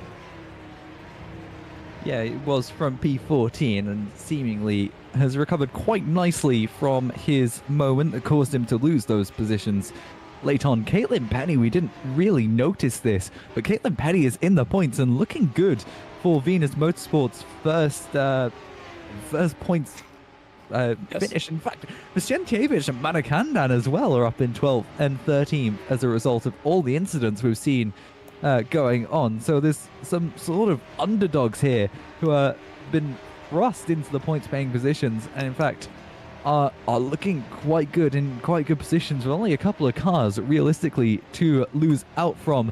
As further ahead, Christian Glamsetter goes wide on the exit of the bus stop chicane and subsequently loses a bit of time to Manakandan, who now will be in a nice slipstream range, as Caitlin Penny also has to worry about Misha Smith in the Mapesville car behind, and subsequently David Yunt, who will be tethering on to that slipstream. We do have another yellow in Sector 2. Alfie Denley retires from this race. Bobby Vakanov stuck in the pit lane, and Oscar Soltero as well. Yeah, I believe maybe in the pits or has DNF'd.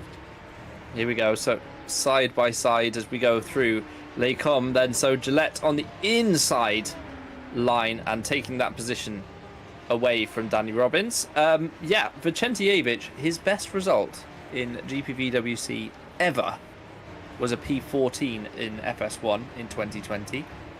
He's only ever had 1 point scoring finish in FS2, and that was at the second race at Spain. So P13 right now for Mahalo That would be his best finishing position in his entire GPVWC career since 2020 when he joined. So keep an eye on Vicentijevic, who potentially could get his best result to date. So that would be great news for him. He's been around a long time and always is here. So I hope he does. James Knox then, P4, closing in on Johannes Lepit, who's also closing in on Bernat and Rochav a little bit, actually. Just fractions, little tenth here or there. Let's see whether these guys can close out. But Singh on the back of them now. And he has the fastest lap of the race, a 2:08.1. Leaders currently doing 2:09.4, 2:09.6. So there's enough time and not a big enough gap for Singh to potentially get all the way back to the front here.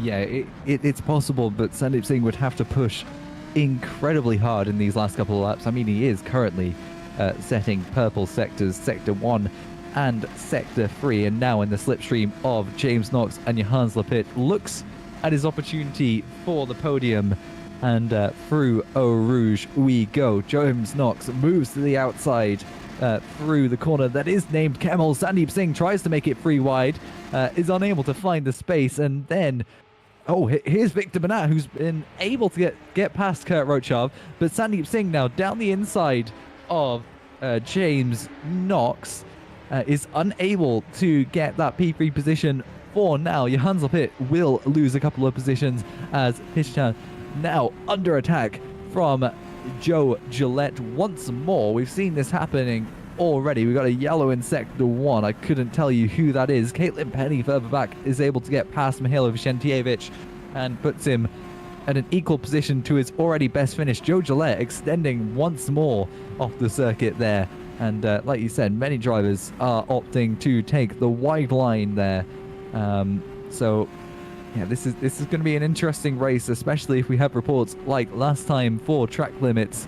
The result we see now may not necessarily be the case come the time of the decisions being out. But Victor Bernat, look at the gap he's made on Kurt Rochav already, almost a second, just in 2 sectors alone. So Victor Bernat clearly holding back, being held back a little bit by the Excellion car, and is now able to make a bit of a lead. But Kurt Rochav in the slipstream, the slight slipstream that he will be getting, is able to close up now through the Blanchemont straight. And here comes Sandeep Singh then, trying for the slipstream, and obviously realizes that he should wait until the next straight and then try and get up to P3. Yeah, he's going to wait for that slipstream possibility, isn't he? Again, he just needs to get a run through Eau Rouge. You don't want to be too close in Eau Rouge because you won't actually have any overspeed. So it's better to almost have this gap, which he's got nicely, and get sucked towards the car in front. Such is the slipstream benefit in these cars.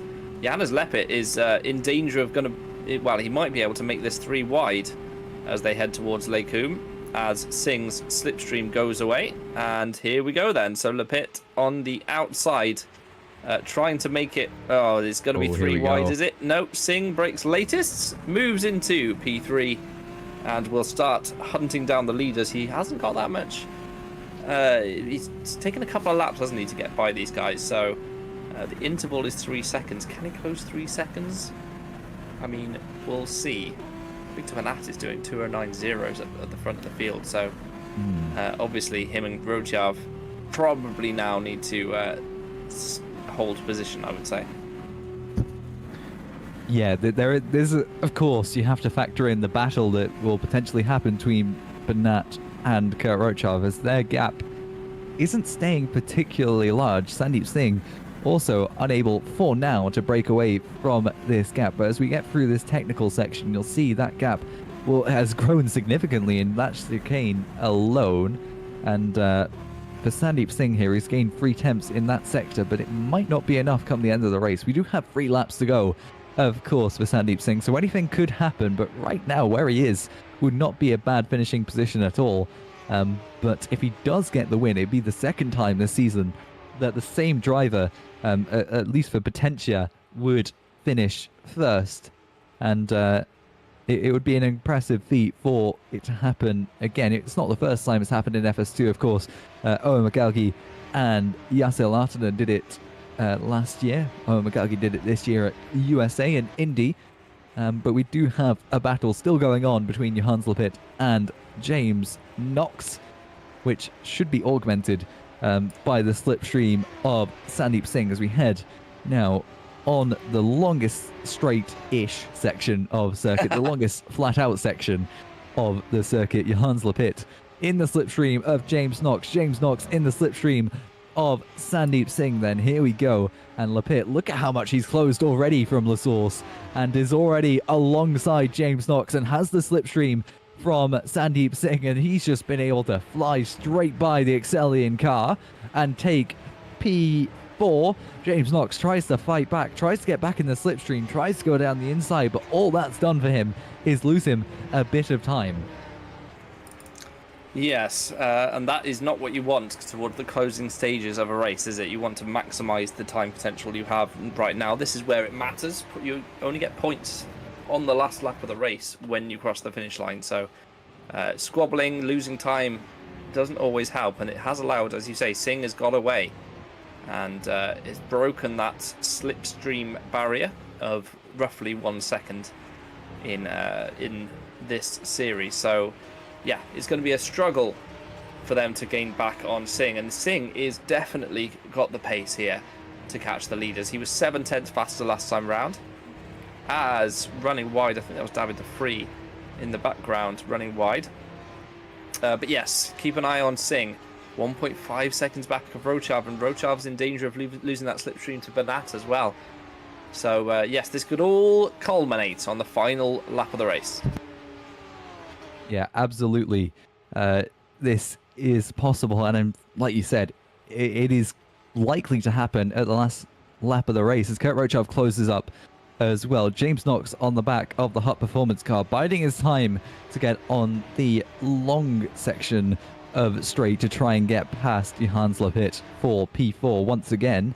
The battle a little more tame than we have seen going on than or more tame than what was going on in race 1 at least, and it's been a relatively tame race 2 as well. We have significantly more retirements but a lot less battling going on at the top end of the field, as James Knox here will likely do exactly what Johannes Lepit did last time around and will immediately fly by the Hut Performance car on the outside. Will keep the slipstream of Sandeep Singh, and Lepit, slightly faster straight line speed, will try and move to the inside as James Knox did last time around, and it's just an exact repeat, just in reverse of what happened between these two drivers. Sandeep Singh has been unable to make much progress in that first sector as Kurt Rochav has had the slipstream of Victor Bernat, but that might play perfectly into Sandeep Singh's hands here, as he will approach the leader and will have the two cars that are ahead of him a lot closer and a lot easier to overtake one another. Yeah, he's just not quite in that slipstream range yet, Singh, but I think it's going to happen in this middle sector now. He's just got to get within a second, and that gives him a chance down into Lacombe on the final lap, as James Knox is showing us a different set of racing lines on this particular lap. He was wide through Ix and a little wide through the Fania chicane. Out of Stavolo we go then. 8/10 is the gap between Singh and Rochav. If we went on board with Singh, you could see his car noticeably closer to those in front. And he just has to nail the final chicane and first corner, and he has a chance on the last lap. And that's what he'll be trying to do, as Lepit thinks about making some sort of move on Knox, but Knox is driven a very tidy line through the bus stop chicane. So final lap then of Formula Sprint 2 at Spa. Let's see who's going to be the winner. Throw your predictions out there. I think Singh could steal this. It's absolutely possible, but Sandeep Singh might not be close enough on the straight here. Kurt Rochar absolutely is close enough to the back of Victor Bernat, though. And Johannes Lepit is absolutely close enough to the back of James Knox to take that P4 position. Let's see then what happens as we head onto the Camel Straight for the final time on this wonderful Tuesday evening as Kurt Rochar on the outside and immediately moves himself up into P1, gets past Victor Bernat for the lead, and there will be a continued battle then into Lakecombe. There's Sandeep Singh in the background, and look at how much closer he has got. He's got a couple more opportunities to try and get past this leading pack, but here we go then. It's Kurt Rochar leading from Victor Bernat. Sandeep Singh just behind. Bernat trying to get his nose in onto the back of Kurt Rochar, onto his diffuser as we head through Ix into Puon. Both of them are wide, and Victor Bernat not with the greatest of exits, going wide there, slowly catching up to Kurt Rochar though. Through Puon we go for one final time. It looks clean for most drivers, but it's Victor Bernat, and it's not clean for Victor Bernat. In fact, he's sideways, and that will mean Sandeep Singh does get past to P2, and he's still struggling in the dirty air behind Sandeep Singh. But for Sandeep Singh, he's got to find 8 temps somewhere, and Kurt Rochar could potentially hold on then. He's got Blanchimont between himself and finishing this race in third. Let's see what happens. Sandeep Singh will be in the slipstream here. We've got a 1.5 kilometer straight, but I think Singh just won't be close enough. We'll see what happens, Toby. Yeah, as we head through Blanchimont on the final time, I don't think Sink is going to be close enough. It's going to be, unless Rochav misses his breaking point, it's going to be Kurt Rochav who takes victory. And that would be a fantastic result for Rochav. He's been threatening to do this for most of the season. He hasn't had a podium this season so far. He's going to take a victory. And Rochav wins for Excellion Motorsport just from Sandeep Singh and Victor Bernat. What a race that was at the front of the field. Bernat and Rochav swapping positions every lap. Lepit takes fourth with James Knox, David Afree, Turmala, Gillette, Pishkan and Robbins rounding out the top 10. But we have to say, Caitlin Penny, P13, scoring Venus Motorsport's first points of the season. The all-female team taking 3 points away from race 2. And Vicentievich matches his best result in FS2, taking 2 points, as well as Manikandan for the SD Racing team, taking 12th, and 4 valuable points for them. But well done to Caitlin Penny, who's going to do some donuts and is very happy indeed with her result. Yeah, a lot of... that was closer than I'd like it to be, but a lot of underdog victories here. Well, not so much victories, but wins, it should be said, for them, getting points. Of course, first time for Venus Motorsports after 10 races or 10 events. They've managed to get their first points in the series as the team they are, and Caitlin Penny does take them P13, but Kurt Rochar, for now, we'll say provisionally, based on what happened last time, with all the results that happened and all the change of results that happened. Kurt Rochar takes the win from Sandeep Singh in second. Victor Bernat then will round up the podium on third. Johannes Lepit fourth. James Knox fifth. David DeVries and Mikhail Tuamala sixth and seventh. Joe Gillette eighth. Matusz Pishkan ninth. And Danny Robbins will finish 10th.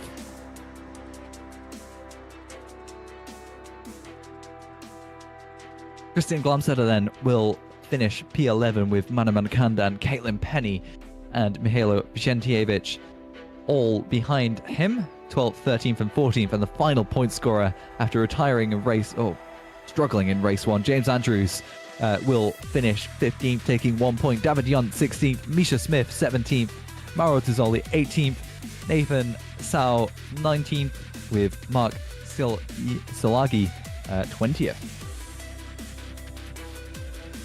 Victor Silva will be the first of our DNFs of many, with Tina Curtis, Magnus Ockenhaug, Alfie Denley, Oscar Soltero, Kasper Kuritz, Charlotte Menning, Junior Lopez, and Andrea Shinaya all not finishing. And I think that's the most retirements I've ever seen from an FS2 race. Apart from when we've had massive pile-ups, of course, but we haven't had a massive pile-up. So it wasn't then? It's not, but it might be. It could be. We just don't know. It might be the first one that I remember, frankly, to be honest with you. We're mostly just guessing. We are guessing. We always guess. You think we actually look at statistics? We do. You sometimes. do. You love a statistic. I've only recently started opening the GPVWC website, looking at the results when I've been commentating. So Oh, no. that I will admit. I mean, it's helpful to do so. It is. It's genuinely helpful. Right. We've got Menno Clont in the interview room. Not sure why. If you want an interview or not, well, he might have something to say. Let's see whether Menno wants to speak to us. Menno, would you like to speak to us? No. I was just congratulating the winner of race 2. So I was not here for an interview. But Well, you were in the wait here for interview room, so here we are. Menno, did you watch the races? I did watch the races, and very interesting, I would say. But like I said, I think for Kurt, who we will interview later, I think I'm thrilled for him. I just know he's pushing really hard, and sometimes he's a bit unlucky, and to get that win again was, I think, very good for him. Everybody, he's got a Twitch channel. Just look at this. So he got a bit emotional over the line, which I can relate to. But yes, you need to ask him about it later. But I think he's really happy. And I was just a bystander today, and it was interesting racing today. And that was it. I've not have anything more to say. It's not my race day, so yeah. Well, Menno, thank you for joining us. Menno is our community. He works with the community and always is around to speak to if you ever want to. So thank you for joining us, Menno, albeit briefly. Next time, let me know by changing your name or something. I won't drag you in. Bye. Bye. We will speak to Kurt Rojo, I think, because clearly he's had an excellent race too. So, Kurt, congratulations, my friend. Well done on taking not only your first podium but your first win. It's not my first win, Toby. It's not. This season. This season. Yeah, it's better to say. Yeah, wow. This season. Yeah, in FS2, and well done. It's been a struggle this season, hasn't it? Yeah, definitely won't make it a big discussion with you. Definitely this season hasn't been the best. The physical strain and mental strain has been really high this year. So yeah, just no motivation to practice or do anything. So yeah, really struggling at the moment. So this win was quite, well, I couldn't expect it. No, but you took advantage of that reverse grid, of course. But the reverse grid sometimes shines on you, sometimes it doesn't, and you did everything you needed to do to take the victory. So, talk us through the battle with Bernat. I mean, you obviously were swapping positions almost every lap, it felt like, down the Kemmel Straight. Yeah, Bernat's pace was really great, so I'm really happy to see it, that new talents are coming really quickly, and the pace isn't too bad. So yeah, that was also a struggle. Fronts gave out driving in his third year, for a few laps, so yeah, in the last lap I was quite struggling with the car understeering all the way, so yeah. But yeah, I forced myself to the maximum, and could pass him. Bernat made a mistake through turn 1, so I took advantage from that. So yeah, happy, and it wasn't easy against the Sandeep as well. So no, yeah. I think you just the race finished just in time, didn't it? But still, congratulations, Kurt. You did a great job today. Thank you very much. Who should we drag in next, Alex? Caitlin Penny. That's a good one. Yes, I agree. I think we'll bring in Charlotte as well. I'll let you ask the questions this time. So we'll bring in both. Caitlin. Oh, hello. Hello. Alex has got some questions for you, of course. I've had this thrust upon me, so you'll have to give me a moment. I was just suggesting, but first points for Venus Motorsports. Obviously, it's going to be a great feeling for both of you, I would imagine. 10 rounds in the making. Were you expecting it coming into this race? Oh, okay. That's a really interesting one. Do you mind if I go off on a little bit of a tangent? Go on, do whatever. Depends what Okay. the tangent is, doesn't it? This might Yeah. might be a little long, but hey, it's important, so please bear Okay. with me. This is the one time I'm gonna hop into the interview room this year, and I'm kind of hyped. So yes, okay. So, Venus Motorsports are a team, of course. However, they are, and I'm not saying this ironically, the best team that I have ever been in my life. Like, okay, obviously, we are kind of terrible. We are the slowest team out there every single time. But I've never felt more encouraged and supported by a team in my life. Charlie is amazing. Alice is amazing. Honestly, every time I spend with this team is like gold. I am under no illusion that I am not a fast driver. However, I have put in the hours this year. I have put in the work. I have sweated. I've ground, whatever. I've done it. And look, I know there were a lot of DNFs today, but I don't care. That was P13 from 28th on the grid. I drove better than I've driven at any other point this year. And the reason I'm going on a bit of a tangent, and the reason I want to set the scene for how important to me this is because for a long time, like basically all of the season, I have been considering stopping because back in March, I moved in with my wonderful partner and I want to spend more time with them. I've also recently started a new job and I don't get to spend enough time with my partner. But with how Venus have treated me, I did not want to leave them with nothing, and I didn't want to go out with a fizzle. So I kept on, and I kept putting in those hours, and honestly, it's been tough. It's been really, really frustrating at times. Even today, I didn't think I was going to get it. You know, I had a massive lag spike on lap 1, race 1, caused a big accident at Eau Rouge. That's why I started 28th. And yet, somehow, it's over, and we did it. I am going to retire now from FS2 for the foreseeable future, and probably from sim racing as a whole. But before I go, I would like to thank you guys for this incredible, unbelievably competitive league. I'd like to thank Alice for giving me this opportunity. Honestly, one of the most headstrong people that I know, and she deserves everything. I want to thank Charlie, my incredible teammate. I know you can hear me right now, Charlie. Keep on doing this because you are going to get points. If I can do it, anyone can. It was really close today, actually, because You were close. You nearly got it. there was we really had the pace today out of nowhere, and we really took advantage of it. And well, Yeah. race 1 I finished 19th, and the second one I crashed out because Magnus all of a sudden he was just going across the track, and it scared me, so I hit the wall.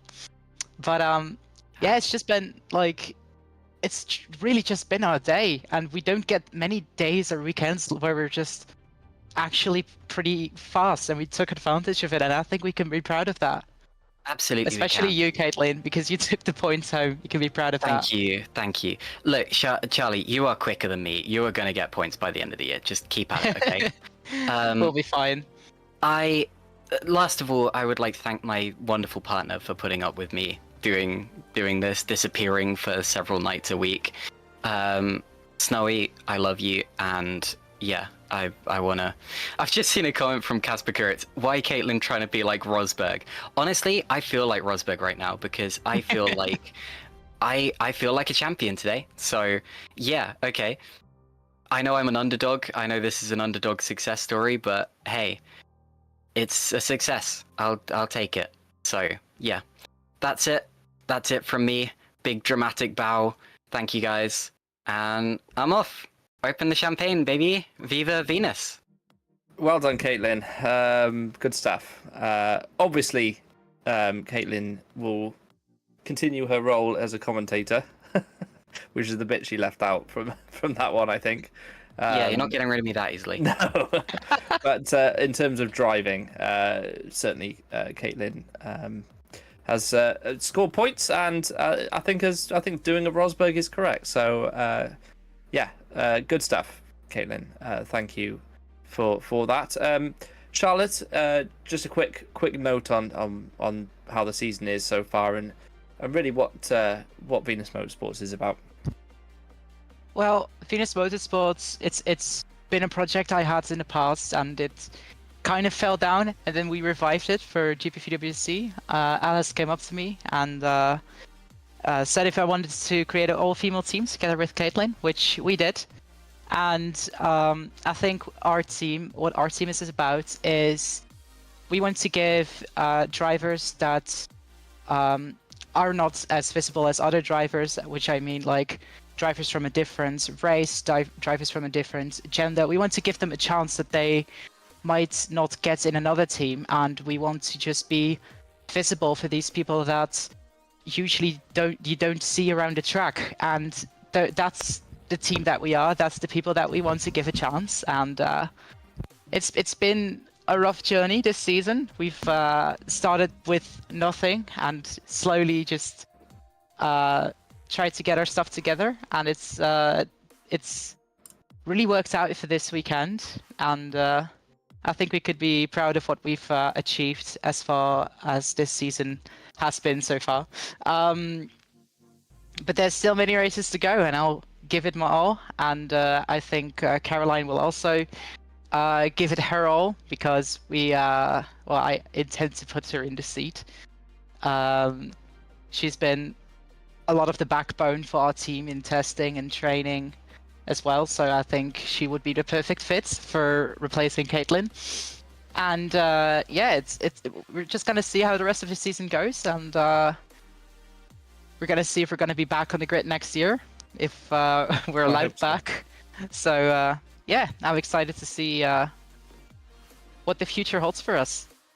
Yeah, well, I mean, I think it's a great thing to have. GPVWC has always been welcoming historically to everything you said, and to have an all-female team is a great thing for everyone really, and for GPVWC. So yes, I obviously really hope that you come back next year as well. And I think it's a challenge for you guys. I'm sure it is generally outside of GPVWC as well, but I mean for you guys to score points today just purely on a competitive side of thing is fantastic to get your first points of the season. So well done, guys, and good stuff. Thank you, goodbye. Yeah, take care. Right, last one. I think we've got to talk to Sandeep briefly. So we'll bring him in. And Sandeep. Hi, hello. This is a two-part interview, just very quickly. Part one is obviously we touched on it in the broadcast. A lot of stuff happened in the disciplinary committee reports from FS2 from the last round. A lot of penalties handed out. I'd just like to hear your views, without asking you a question, your views on that and just generally FS2 as your. That's putting me on the spot, man. Well, I mean, you sitting in wait here for interview channel. I was chatting to Mano Magano because I think it's the first time two Indians scored points in the same race in GPV. We're trying to work it out. But yeah, I mean, okay, so there was a lot of protests in FS2, I believe 47 in total. Obviously, it is what it is, but if people were complaining, but as you pointed out in one of the chats, if you break the rules, you break the rules, you just have to deal with it at the end of the day. Obviously, it's a large amount compared to what we expect. I still got a post FS1 because that was also quite a big amount as well, not as much as FS2, but why are we getting these reports? Because obviously the driving standards in FS2 haven't been the best this season. I mean, there's been flashes of good racecraft between some guys. I thought when I was going through the pack today, I'm not going to say lap 1 or lap 2 because I thought that was also bad standards from people, but I'll say from like when I was going up from 7th onwards, I saw some decent clean racing from people, which shows that on this grid, you know, people are clean and they got good racecraft. They don't have to race. What's the word for this? Race like an idiot, I suppose. I think I'll just interject. I think there's a difference between someone who's, because obviously it's the low, apart from academy, it's the lowest rung on the career ladder, right? So there's sort of like people are learning their racecraft. They might be younger. It's, you know, you expect more of the Super League drivers than you would perhaps of the former Sprint 2 drivers, it being 3 divisions below. But there's a difference between. I sort of disagree though. Sorry, I'll let you carry on. Hear me out. So there's a difference between someone who's learning their racecraft and trying their best, but then obviously making mistakes that cause incidents and so on. Yeah. And the general quality of the driving, and then people who are that we've seen some deliberate actions in the last couple of seasons from people who get race bans as a result. People who aren't taking it seriously as a league, you know, trying to ruin fun for others. I think that has crept in. What are your thoughts on that? I think it has. It's a shame. I'm not gonna say names of who has been causing issues on the grid. Of course. But I mean, I would say it's a shame. It's the same characters, race by race, causing the same problems. Obviously, us and your manager, I'm in management, we're starting to take steps to make GPV improve the standards of racing in GPV. Also, not just that, the community it's got a little bit toxic at the moment, which is a shame. It wasn't like that, like, you know, like 2020, 2021 wasn't this bad, and it's gotten worse this year. I hope everyone in GPV, not just the management, the staff we've starting to bring in, and also the members help come together and help make us a community that everyone loves. I mean, look what happens when every year we all meet up from all over Europe in one location, and everyone, you know, goes and has a drink, has fun, goes karting, eats, has a good time. It's a shame that we can only have that like when we all meet up. I don't know why it can't happen in a server, in a normal chat. It's easy to hide behind a keyboard, isn't it? Sometimes, you know. But you know, the GPVWC has always been a safe place overall, and I think we're making it so again. So from that perspective, I think some steps are being made, and they are positive, regardless of how you feel about individual things. As a general blanket thing, I think it's going to improve again, and that's, I think, an important thing. So that was part 1. I just want to say, I mean, obviously part 2 of this is competitiveness. Obviously you've won race 1 and nearly won race 2. I mean, it's clear that that you were very fast at Spa, and that's great for Potentia. How did you get to that point? I mean, obviously you and Oscar were pretty dominant in race 1. I mean, yeah, okay, so Spa for me is probably my best track in general in R Factor 2. It's been like that for like since I've started racing, even from R Factor days. So I don't know what it is, but every time I come to this track, I just find a line straight away, just get on with it. And when I started doing laps, I was immediately on the pace straight away. I didn't have any issues with the car, which is a new thing. I've never. This FS2 car is a lot trickier to set up than it looks. Usually I have to spend like an hour or 2 to find a balance that I like, and then go more aggressive to get in a window that I like. But here I just went out lower wings and the car just stuck to the track. It was amazing. But yeah, race 1 was it was safe for me and Oscar. We did have Vakunov who showed impressive pace, who was hanging on to us, and then I noticed he got a bit close to Oscar on like lap 3 or 4. So we just picked the pace up for one lap just to break the slipstream from him, and then it was just plain sailing 1-2. And then race 2, I've had some bad luck in race 2 this year. Obviously, I had an incident when I was trying to come through the pack last race. I've apologized to that driver. It is a mistake that I made. I did admit it. I did apologize to him, and I did report myself in the end for that. But today it was lap 1 was debatable. I had to cut Lacombe because somebody completely missed their braking and then almost went to the side of me, but I rejoined losing places.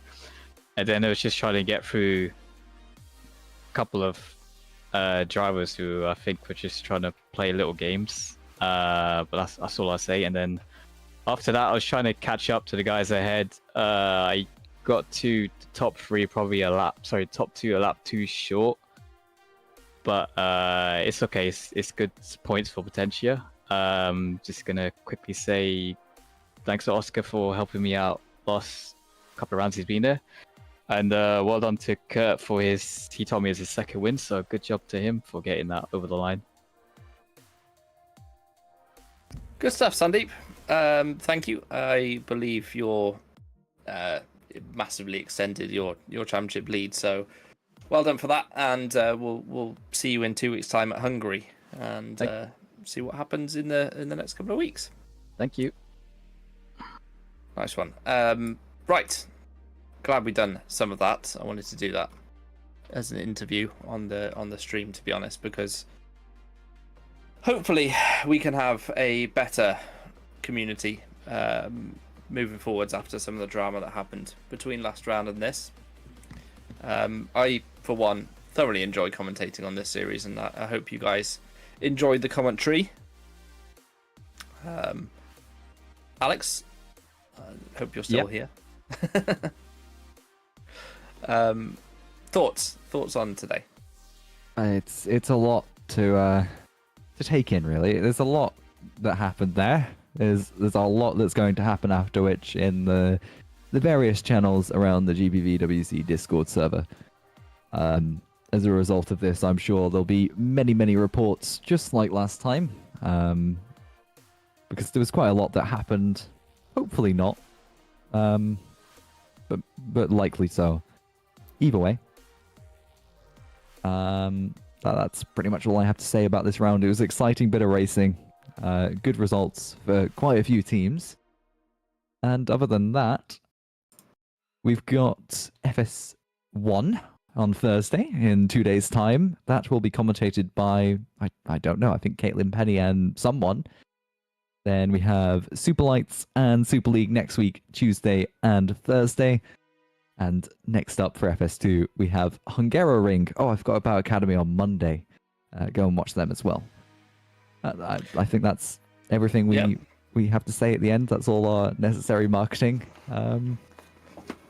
Yeah, yeah. Make sure to tune in for the other Spa rounds. They should be a good one. Should be a good one. Should be good ones. Plenty of good ones. Yes. Right, I'm going to bed. Merry Christmas, everyone. See you next time. Happy New Year. Bye bye.